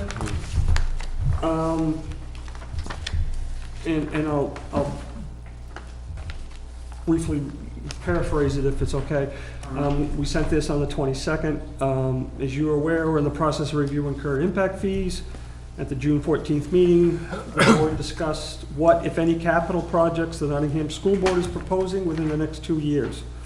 As you're aware, there's approximately a little more than $200,000 of impact fee monies for capital improvement projects for the school district. Based on your submitted CIP request, we noticed for calendar year ending in 2017, you have estimated a $250,000 cost for planning and construction and equipping of a modular classroom building. Additionally, for the year ending in 2018 and the year ending in 2019, you have estimated an expenditure total for the 2 years of $120,000 to have the school district work with the town on multipurpose fields at the Marston project. The planning board is requesting a detailed summary of your proposals for the next school district voting concerning next year's school, the proposed additions, sincerely. And we requested that the information be submitted to Joanna by the July 7th. We received absolutely nothing. Chris, on June 29th, So we haven't received their CIP. well, I have their CIP because we have all their CIP. I have their CIP. The other CIP requests wouldn't be covered by impact fees, like the playground they just improved. On June 29th, Chris received a request from the school district, it was actually signed by the superintendent of schools, to utilize $9,000 of the impact fee monies for a demographic study and assessment of educational program and facilities for the Nottingham School District. Chris and I discussed this, we reviewed the RSA, and in our opinion, they can't use the money for that. Because for them to use money, them or us, to use impact fee money in general for studies, the project has to be approved by the taxpayers. They responded back, and I apologize, it was late. We got this at 4:30 this afternoon. Again, and you have copies of all this, from the superintendent of schools. He listed out why they thought this is what the study needed. So when Chris and I talked, and unfortunately, I'm not sure, Chris left for a family emergency, and we're not sure when he's coming back. It's really, we're just giving you the facts so the Board of Selectmen will make the final determination if it's warranted. Like, I can definitely see why they would be confused with not being able to use that, since when they were here, Jackie Snow had mentioned the study, and we specifically said, yeah, that would be one of the things you could use it for. And when we followed up with a letter saying what studies could be done, the email we got, actually, and it wasn't sent to us, it was actually sent to Dawn, the selectman's secretary, and she happened to check her email right as she was going out the door. They said Jackie would be here tonight. So, and I don't, maybe something came up, but there. Are we going to, we're not allocating $9,000. That's not our No, decision. that's the Board of Selectmen, but that's all the response we've gotten from the school district. So is the intent to inform us on a decision around how we, on the impact fee? I don't know. I mean, the letter we sent them back in June, June 29th, like I say, we have gotten, as of tonight, no response. Well, didn't they provide input to Bruce through the study? Yeah, and actually, most of that stuff they requested is in Bruce's study, if you read it. Okay, so we have the information from the school in the study. Okay. Yeah. So I think, So what's, I I guess. think in the we study, continue. what we have is, they have a plan to expend the current funds, and then my understanding of what was said here, the last time the school rep was here, is that this study that they're planning on doing is to allow them to then move forward with capital improvement plans. Right. You know, it's a next step, because the last time the space study was done, it was quite a while ago. Yeah. See, in their CIP paperwork says that they had proposed by the end of this calendar year to spend estimated $250,000 to put the new modular classroom in. Well, obviously, it's too late, because it wasn't on the ballot in March. So, and then, like I said, for 2018, they've put in their CIP program $20,000 to plan, develop studies, and for possible expenditure in the 2019 to upgrade, create fields that are needed based on the Marston's project. The school district would work with the municipality on the multipurpose field. And then in for calendar year 2019, they requested $100,000 through the CIP, again with the same verbiage, to work with the municipality on upgrading Marston Field. But then we heard testimony a couple of times from the school board saying, oh, we're not. So we were confused. That's why we were hoping somebody would be here tonight to clarify some of this. So the proposal Bruce has currently on the school, currently it's $4,220. That's the fire department.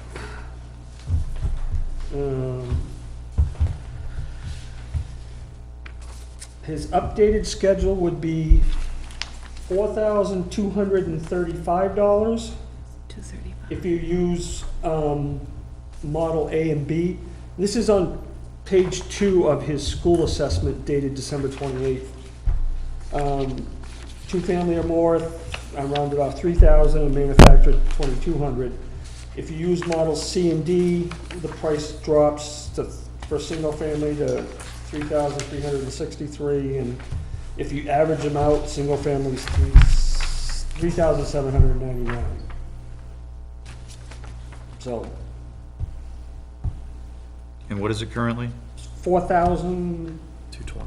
220.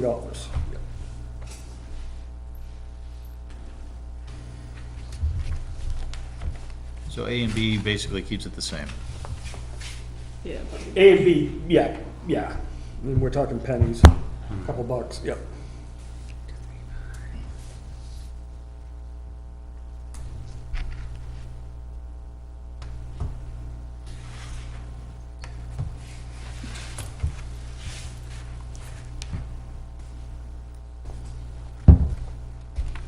Well, I guess in keeping with the previous ones, I'd entertain a motion on the school report, school impacts.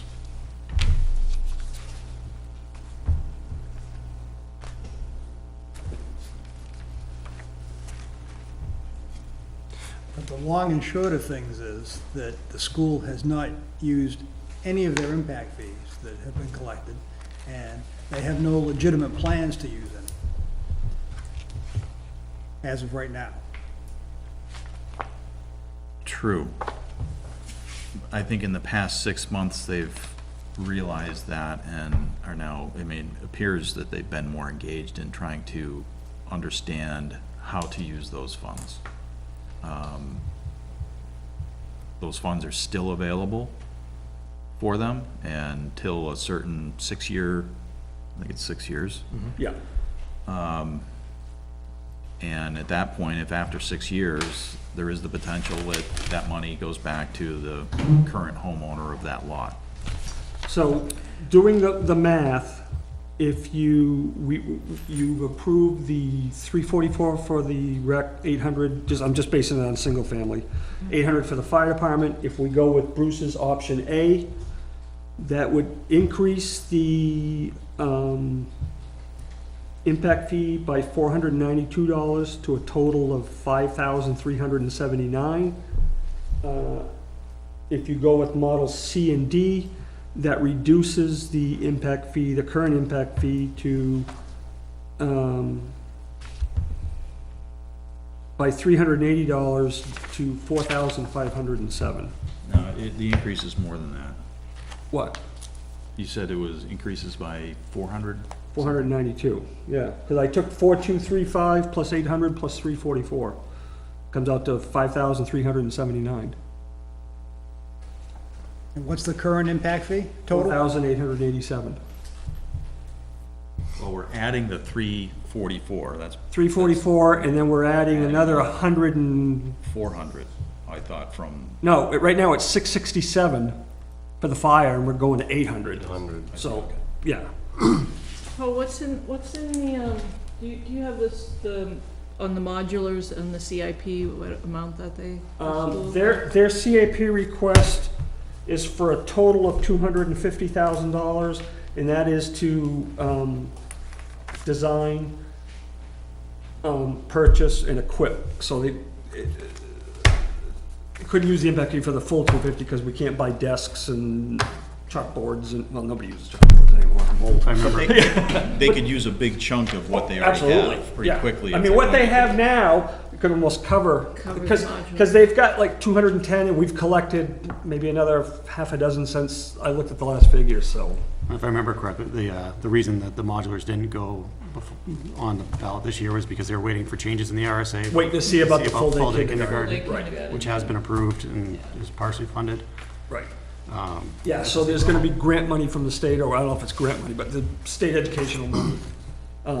And then the prior plan, planning's a long process, so that prior plan that went before the town, that the original impact fee was based on, I'm sure was Based on a physical addition to the Brick and existing mortar. school, not just modulars. But I'm sure that process was a long, Yeah. years-long process, so it's not a overnight thing. Did you do the math right, Dirk?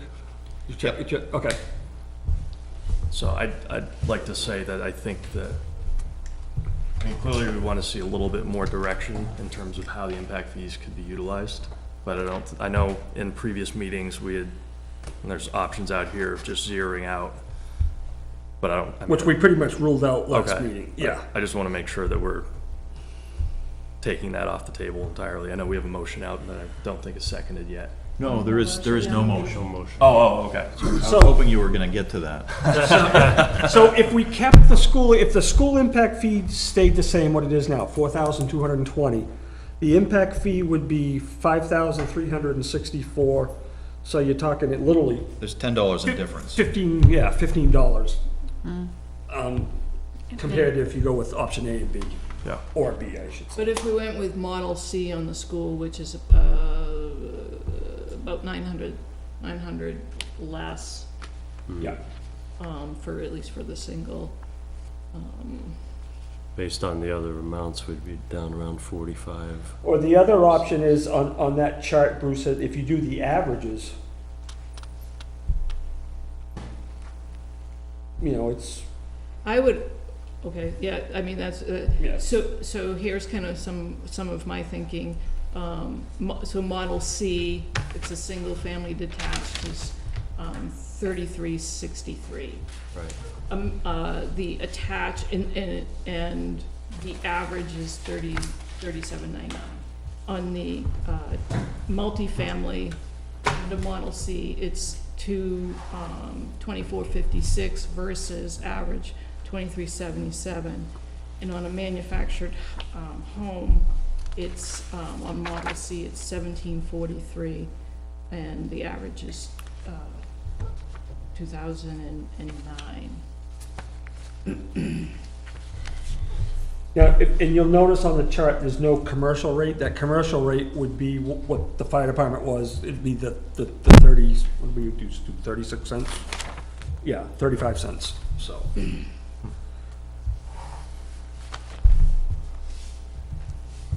But if someone builds a true commercial building, they don't get assessed the school fee. So they just pay, like All Aboard, when we had their expanded site plan, they put the new building in, they just paid a fire department fee. There'd be no school fee on commercial buildings, because there's no kids in the school.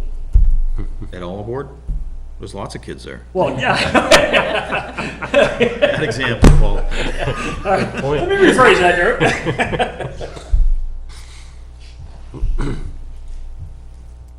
So it's interesting, because I don't see that Bruce actually suggested a recommendation, or he did on the other one. Yeah, I mean, I just went with the chart there on page 2 was his recommendations, because it was kind of, I think, vague. Well, we were waiting to hear back on what the school really was using used. I think that could be kind of confusing for future assessments of this when we have options and we have clear numbers and where they came from. To just pick a different number out of the air, I think for future, it would make it difficult to kind of understand as to where that number came from and how and why. That doesn't mean we can't do it. But he has based these numbers off of the modular addition. Correct. So Correct. there's a quote-unquote real project. Yeah, because he got a copy of all the CIP stuff for all 3 areas we're discussing, so he has the same information we did on that. One of the things that I was thinking about too is this all-day kindergarten. That's not an impact because of growth in the town. It's a change in use. It's a different. I just don't put it under the same category. And so when we're talking about that's the reason, if that's one reason for the need, well, is it really a reason for the need? Well, what it does is it add, there's space inside the building right now that does not have kindergartens. And if it's a requirement and kindergartners have to go into the school, then that space is taken away from other places. Well, actually, they do have half-day is it half-day kindergarten now? Two, 2 half-day, so they're actually in the school now, but by removing them to the modulars, that frees up classroom space automatically inside the existing building. Or if, But Right, but, Here's the point I want to make, is that those kids that are in there now are likely from new homeowners that have paid that assessment fee, pay the impact fee. So the kids that are in there now have paid that impact and haven't gotten anything for it. So if there's modular classrooms that frees up room within the larger school, then now that impact fee is well used. It's also adding a value that the future residents get to take advantage of, without the initial capital costs themselves. And even though I think I'm correct in stating that we can review these fees at any point. oh, it doesn't have to be 5 years. We just need to commission the study 5 years. Right. We can review them 6 months, every year, or every other week. So I would say that, in my opinion, is that the school board has been on notice from our collection of impact fees that they need to be spending this. And if they aren't going to be spending this, then those fees can be adjusted at our, desire, or our direction, as we see it. Or Right. make that recommendation, then the taxpayers would vote on it. Right. I mean, and what ideally you could do is, vote on either changing it or leaving it the same tonight so we can publicize it, and then after school district voting in March, depending on what the taxpayers are asked to vote on, we can re-examine, examine the fee, yeah. It's actually a good idea. Yeah. Yeah, because we're not, we aren't setting this rate here. We're making a recommendation to have a public hearing so we can hear people about it. These are a new impact of recreation. Certainly, people should be vocal about that. There's an increase in the fire department. Certainly, people should be vocal about that. Yep. And then there's a much larger component of this is the school. There's $4,200 versus 800 and 300. Right, So exactly. it's a huge component of it that people should be very, and I know this community is very interested in the education of it. And that's the other point is, we'll have I would look at it as an opportunity to hear the public at that public hearing, and who knows, the board may look at things slightly differently, or. Yeah. For the rec fee, there's justification. We have this big project out there. For the fire department, the good selling point is like we talked about earlier, is this may reduce the money laid out at town meeting for capital reserves. Because if we've got $100,000 collected for that, then maybe we could, so the overall tax burden on all the citizens potentially will be reduced by a minor amount, but it's a reduction. And then, like you said, the school is, Now, let me ask the question, Paul, maybe you don't know this, but if we don't change, say, the school impact fees? We're okay. We don't need to present that we as? would not, if we're not gonna change Change it, it we'll all. just, yeah, because the RSA says if you don't change it, then we just keep moving. So we Because have, Bruce's justification makes the high recommendation, well, he gives us 2. But we can vote, whatever, the highest figure is what? 4,235 for a single family. We can't go any higher than that. We can go right yeah, but from it's, 0 to that. So if we left it the same, we won't have to have a public hearing on the school. It'll just be, because we're not changing them. Our proposed changes are the fire department and additionally adding the rec. but if we went before, if we put the 4,235, that the report is the high end, Then we would have to add them in the public hearing. or the $15, Yeah. there is the opportunity then that it get denied, right? But then No, we because keep- only you guys have the final vote on the price. The public hearing is just gonna be, they'll come in, people give testimony, I don't think you should charge it, I think you Well, should no, charge we this wouldn't have to, number. we wouldn't have to do anything. If it's already, if it's utilizing the same existing one, then we don't even have to have a public hearing on it. On the school and pig, that's correct. If we leave it at 4220 for a single family, we're just gonna move on and just talk about the other 2. Because the difference is pennies here. We're So, spending a lot of time. $15. Mr. Chairman, I move to leave the capital reserve for the school at Impact fee, impact fee, excuse me, $4,220 as already set. Second. And if it's okay with you, I don't have the figures in front of me. We'll fill in the 2 or more family and what the current figures are, if that's, Okay. So there's a motion and a second. Is there any discussion on that Yes, motion? so are we not, in the public hearing, are we not listening to the input on the school? if we leave it the same, I guess my recommendation would be we'll give a general synopsis, of the 5 years, we need to update this. The current proposal is here's the school current impact fee, to not make any changes with it. And then we'll discuss the fire department and the rec department. Unless you want to take input from the public on the school, then we would just advertise it as, even though we're not changing the figure, we'll post it. It's how you guys want to do that. So could we, so I'm gonna just throw this out, we're still discussing, right? the Yes. motion?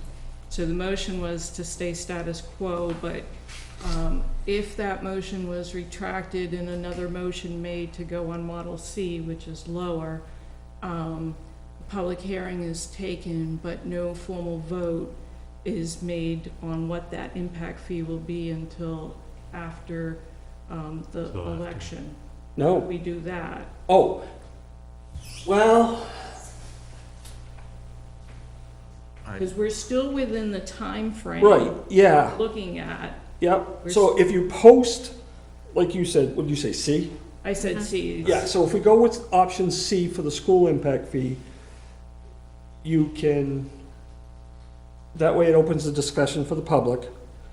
And I would still recommend, because you recommended a change, you would still have to vote. So Right. my recommendation that night would be to vote to keep it, depending on what the public gives us for input, keep it at the 4220.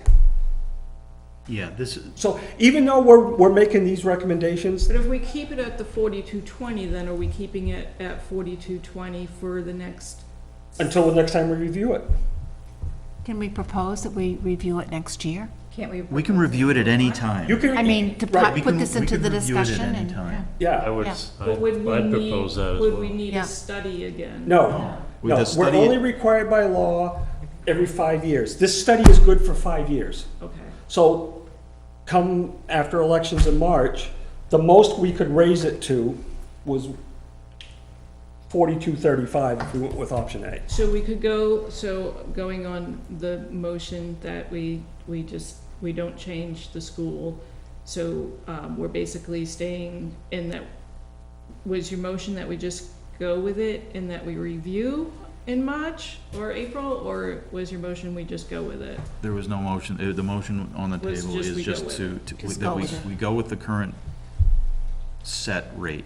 But we can Okay. bring it back For up the in impact. March after the elections. Okay. That's I no don't problem. want to punt it as a topic. I just think it's a good idea that Yeah, and I think to the point is that if we are having a public hearing on impact fees, it should be on impact fees, so all 3 impact fees that we do have, so. Yep. I would hope that public would also provide input on schools. So we could advertise it, and we'll send you all the posting before we officially put it out there. The current impact fee, we'll put the total, the suggested new total will be. Because there is And an then, action and then here. we'll do the breakdowns. And then people could come in and talk about, if we leave the school status quo, say, it still affects the total. And then we'll just do the breakdown, and then, that way I think it accomplishes what you want, Charlene. You want the public to be able to give some input. Yeah, I think any input the public can give us on any of the 3 will help Just very us and then help guide for future discussion and Yeah. also help guide the departments that are involved. Right. And then we can just put on our to-do list in the office, okay, let's see. I mean, we'll know in November-ish, when budget season gets in full swing, what the school's gonna propose, if anything. But we won't know what the town votes on. Right, yeah, so we can plan on in April or Yeah, okay. whenever, So, let's, reopening up the school. Yeah. let's move on this. There's a motion and a second. Is there any other discussion on it? Those in favor indicate aye. Aye. Those opposed? It's unanimous.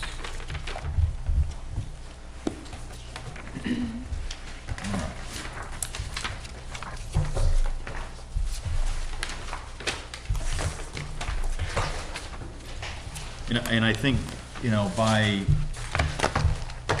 think it should be appreciated by everybody, including the public, that this is a big discussion and there are varying opinions on it. And I think that's a good reason why we all have, the ability to be able to say that. And I think a public hearing is great, and I would like to make sure that people come out to a public hearing like this so that, more voices can be heard, so that when we are making some of these decisions and making up sometimes are opinion-based, that we're informed. Informed of what this town wants, and that's what we're here for, is to try and guide and plan what the town wants to be. With that, I want to move on to public comment. Setting a date for the public hearing? Oh, yeah, so now that so how long a notice do we need to have?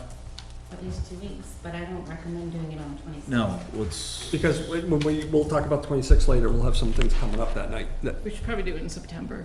yeah, Go let's. on vacation. Yeah, Mm-hmm. yep. That's a good Let's- idea. Let's move it to September, the second meeting in September. 27th? I think that's- 27th. 27th. At 7 o'clock.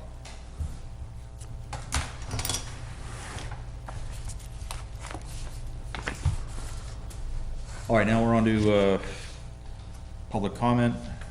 There isn't any public left, so we'll go right to updates. I would Start. recommend, before we start that, do you want to bring up? No? Okay. We're just gonna, well, we kind of need a consensus, the way it was explained to me. About Route 4. May need to poke me a couple USA more times. Springs? Oh. Well, yeah, so I think we, If you want to introduce it, and then I've got everything right here, if it's all right with you. yeah, I thought we weren't. Well, the way Chris and I talked, Well, so. we need the board to Yeah, so agree to it. currently there's a little bit of paperwork out there that needs to get cleaned up in relative to the USA Springs property. And that there's a current approved site plan that hasn't been completed. So as a administrative piece of what the board should do is, now that that is under town ownership, that we should revoke that site plan permit, or that revoke the approval. So in the next meeting, or some meeting Yeah. shortly coming, we'll have the opportunity to revoke that. So basically, we have the public notice already, as well as the abutters list. We'll be notifying all the physical abutters. We're still gonna consider this a regional impact, so we actually will be adding in Deerfield, Northwood, Barrington, Lee, Stratford, we lumped everybody in, as well as we have a list from our attorney on other interested parties that were part of the process. So the process is, this notice we will actually post this tomorrow. A butters letters goes out, and there's a 30-day window. There's no public hearing needed unless somebody requests one. If nobody requested, as Dirk says, we'll have a document already for the chairman to sign after the board votes yea or nay, and that will get registered at the county. If anybody requests a public hearing, then we'll just schedule that, and we will listen to testimony of. Yeah, and it's really just to clean up some of the paperwork. Right, that's yeah, it's a left very over minor from thing. town Yeah. acquiring the property. Yeah. So look for that. So And that's gonna be well, you guys notified. will all get that notice anyways, so. Did we miss anything, Charlie? Nope. I think we got it, okay, yeah. Right. So- Anything else, Paul? Yeah, We have it come up, I know, at our next meeting in July, and I'm sorry, Susan, I forget the person's name. We're gonna have a dark sky presentation. I haven't checked my emails. Okay. But But we- hopefully we can secure. Penciled in for the dark sky presentation. Yeah, Jesse Carlson. Yep. We have a backlot subdivision application in the office. Have you scheduled a date yet, Joanne, for that? For the backlot subdivision on Route 152? No. Okay. So are we gonna be able to do that at our next meeting? Oh, are you talking about buzzes? Yeah, I was trying to not give his name out. Buzz has a backlot subdivision that'll be coming in front of you. I'm sorry, no, that's the 27th. You won't be able to vote on that one either. Yeah, 26 or 27th. Whatever the next meeting Give is. Yes, opinion. I'm sorry, I had the wrong one. Okay, yeah, so we'll have that back lot subdivision, Buzz is doing his property, and, Tuesday, I am meeting with Pete Landry and the new owner of property on Mitchell Road. It's about 40 acres in our town and 16 acres in Barrington, so it has frontage on both Route 4 and Mitchell Road, to do preliminary test pits and wetland looking to see how many lots we're looking at a major subdivision. So I don't know how many lots yet, we're gonna kind of, until we get out there Tuesday and dig up. So if you come in off the intersection of Smoke Street, Yeah. you've got that old colonial house, and that's a good sized piece. That has frontage along Smoke, Mitchell, and Route 4. It's the next lot. The utility has some flagging on a few trees along that whole lot. It goes most all the way to Shannon. One of the things we looked at, it's on my desk. It's about from Smoke Street to, no, Sutton, Shannon. That's where the hot top starts on Mitchell. It's about 8/10 of a mile. And this is a project Chris and I have already talked about. We're gonna look at the off-site improvements because it depends on how many lots they do. People are gonna, even if they don't have a whole lot of frontage on Route 4, so it'd be tight. Well, let's, before. So just so that, Let's just not keep talk that about in the mind. application Yeah. before it's in. And I will be out the first week of August. So Joanna will be filling in, she'll be here every day of the week, at least till noon. Potentially. Potentially, yeah, and she has some family things to do too, so. That's all I have, sir. Okay. Joe? Gary? Stratford Regional did have their annual meeting and was able to attend. It was mainly on history, really focused a lot around funding for historic projects, and a lot of them were highlighted. One of them that we probably all know is a Congregational Church in Northwood that was refurbished through a grant. But a lot of projects like that, it was interesting. But pretty much that's the bulk of my report. So. Sue? The Conservation Commission is entertaining conservation easements on 3 properties in town. A 10-acre piece on Garland, the 31 or 32-acre piece that the town owns on Kennard Road, which is almost directly across from the applicant tonight who did the 2-lot subdivision. And then a 15-acre farmland piece out on Case Road. And those are set in motion. And the funding for those will come from the town's conservation fund. And the second item is that the Conservation Commission is putting together a letter to send to the Select Board about conservation concerns on town roads, including scenic roads and maintenance practices and things like that.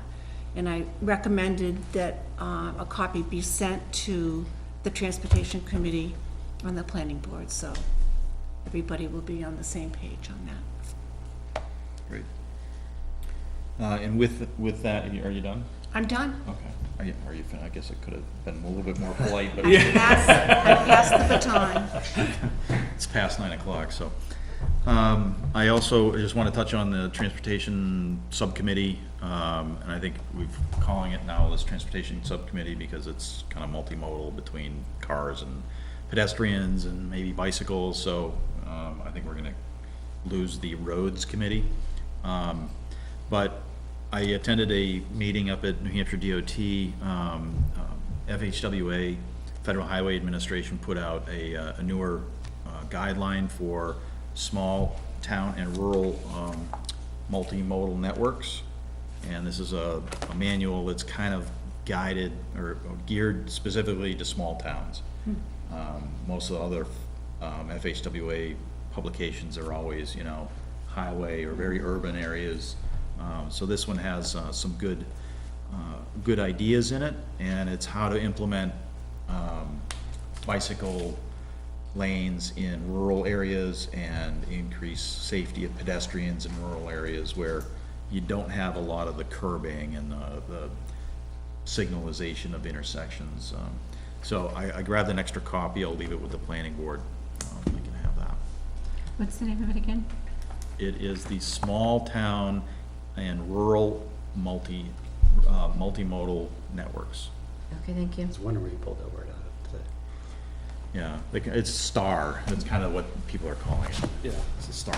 I just saw that online and I saw how many pages. I'm like, I'm not gonna print it out right away. And the firm that authored this, which is Alta, and they're a national bicycle and pedestrian group. They have an office in Boston. The person from that office that helped put this together with FHWA put on a presentation, so it was very informative. It was really good.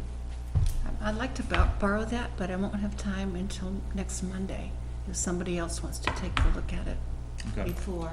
And I will circulate the link. It is a free downloadable document. Okay, so, that'd be good. I'll circulate that. But we are moving ahead with more action items from the transportation subcommittee.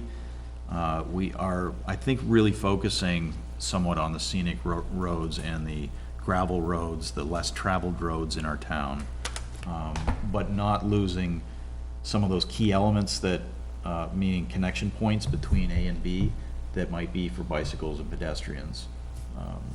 So we're continuing on that subcommittee with some action items for everybody. And we have, our next meeting is scheduled in, for next week, the 21st.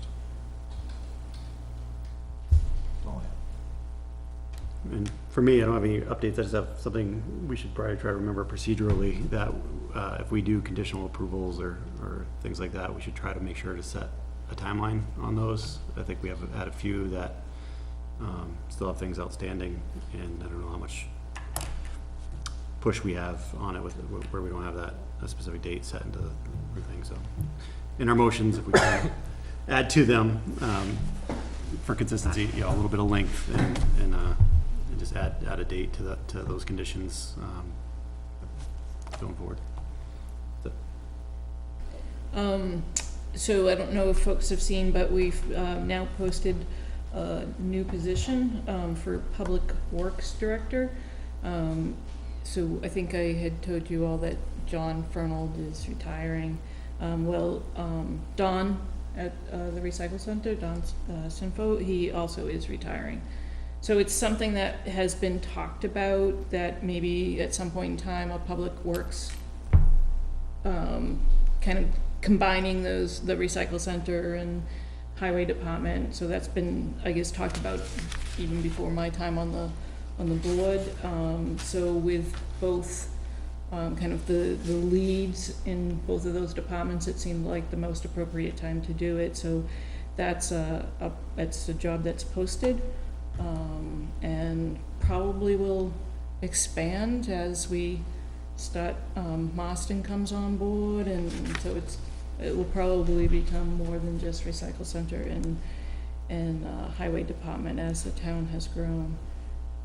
The other thing, I don't know if you folks had heard about the unfortunate incident July 4th at Pawtuckaway Lake. In having that incident happen, we found out that the fire department and the police department and the board of selectmen, that there's no lifeguards on duty at the park. At the state park? At or- the state park. We have them at our beach. Yeah, we have them at our beach. Which puts more, and there's no evening patrol, which there used to be at the park as well. So that's put increased stress, resources on our fire department and our police department. So we have put together a letter to DRED and CC'd our representatives and our senator that we would like that addressed. Thank you. They just rebrand Dread, I think. Yeah, I think so. It's no longer Dread. Okay.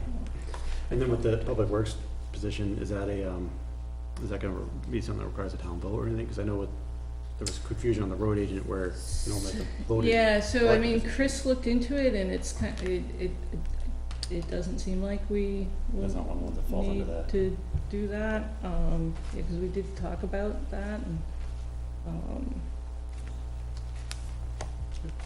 Teresa?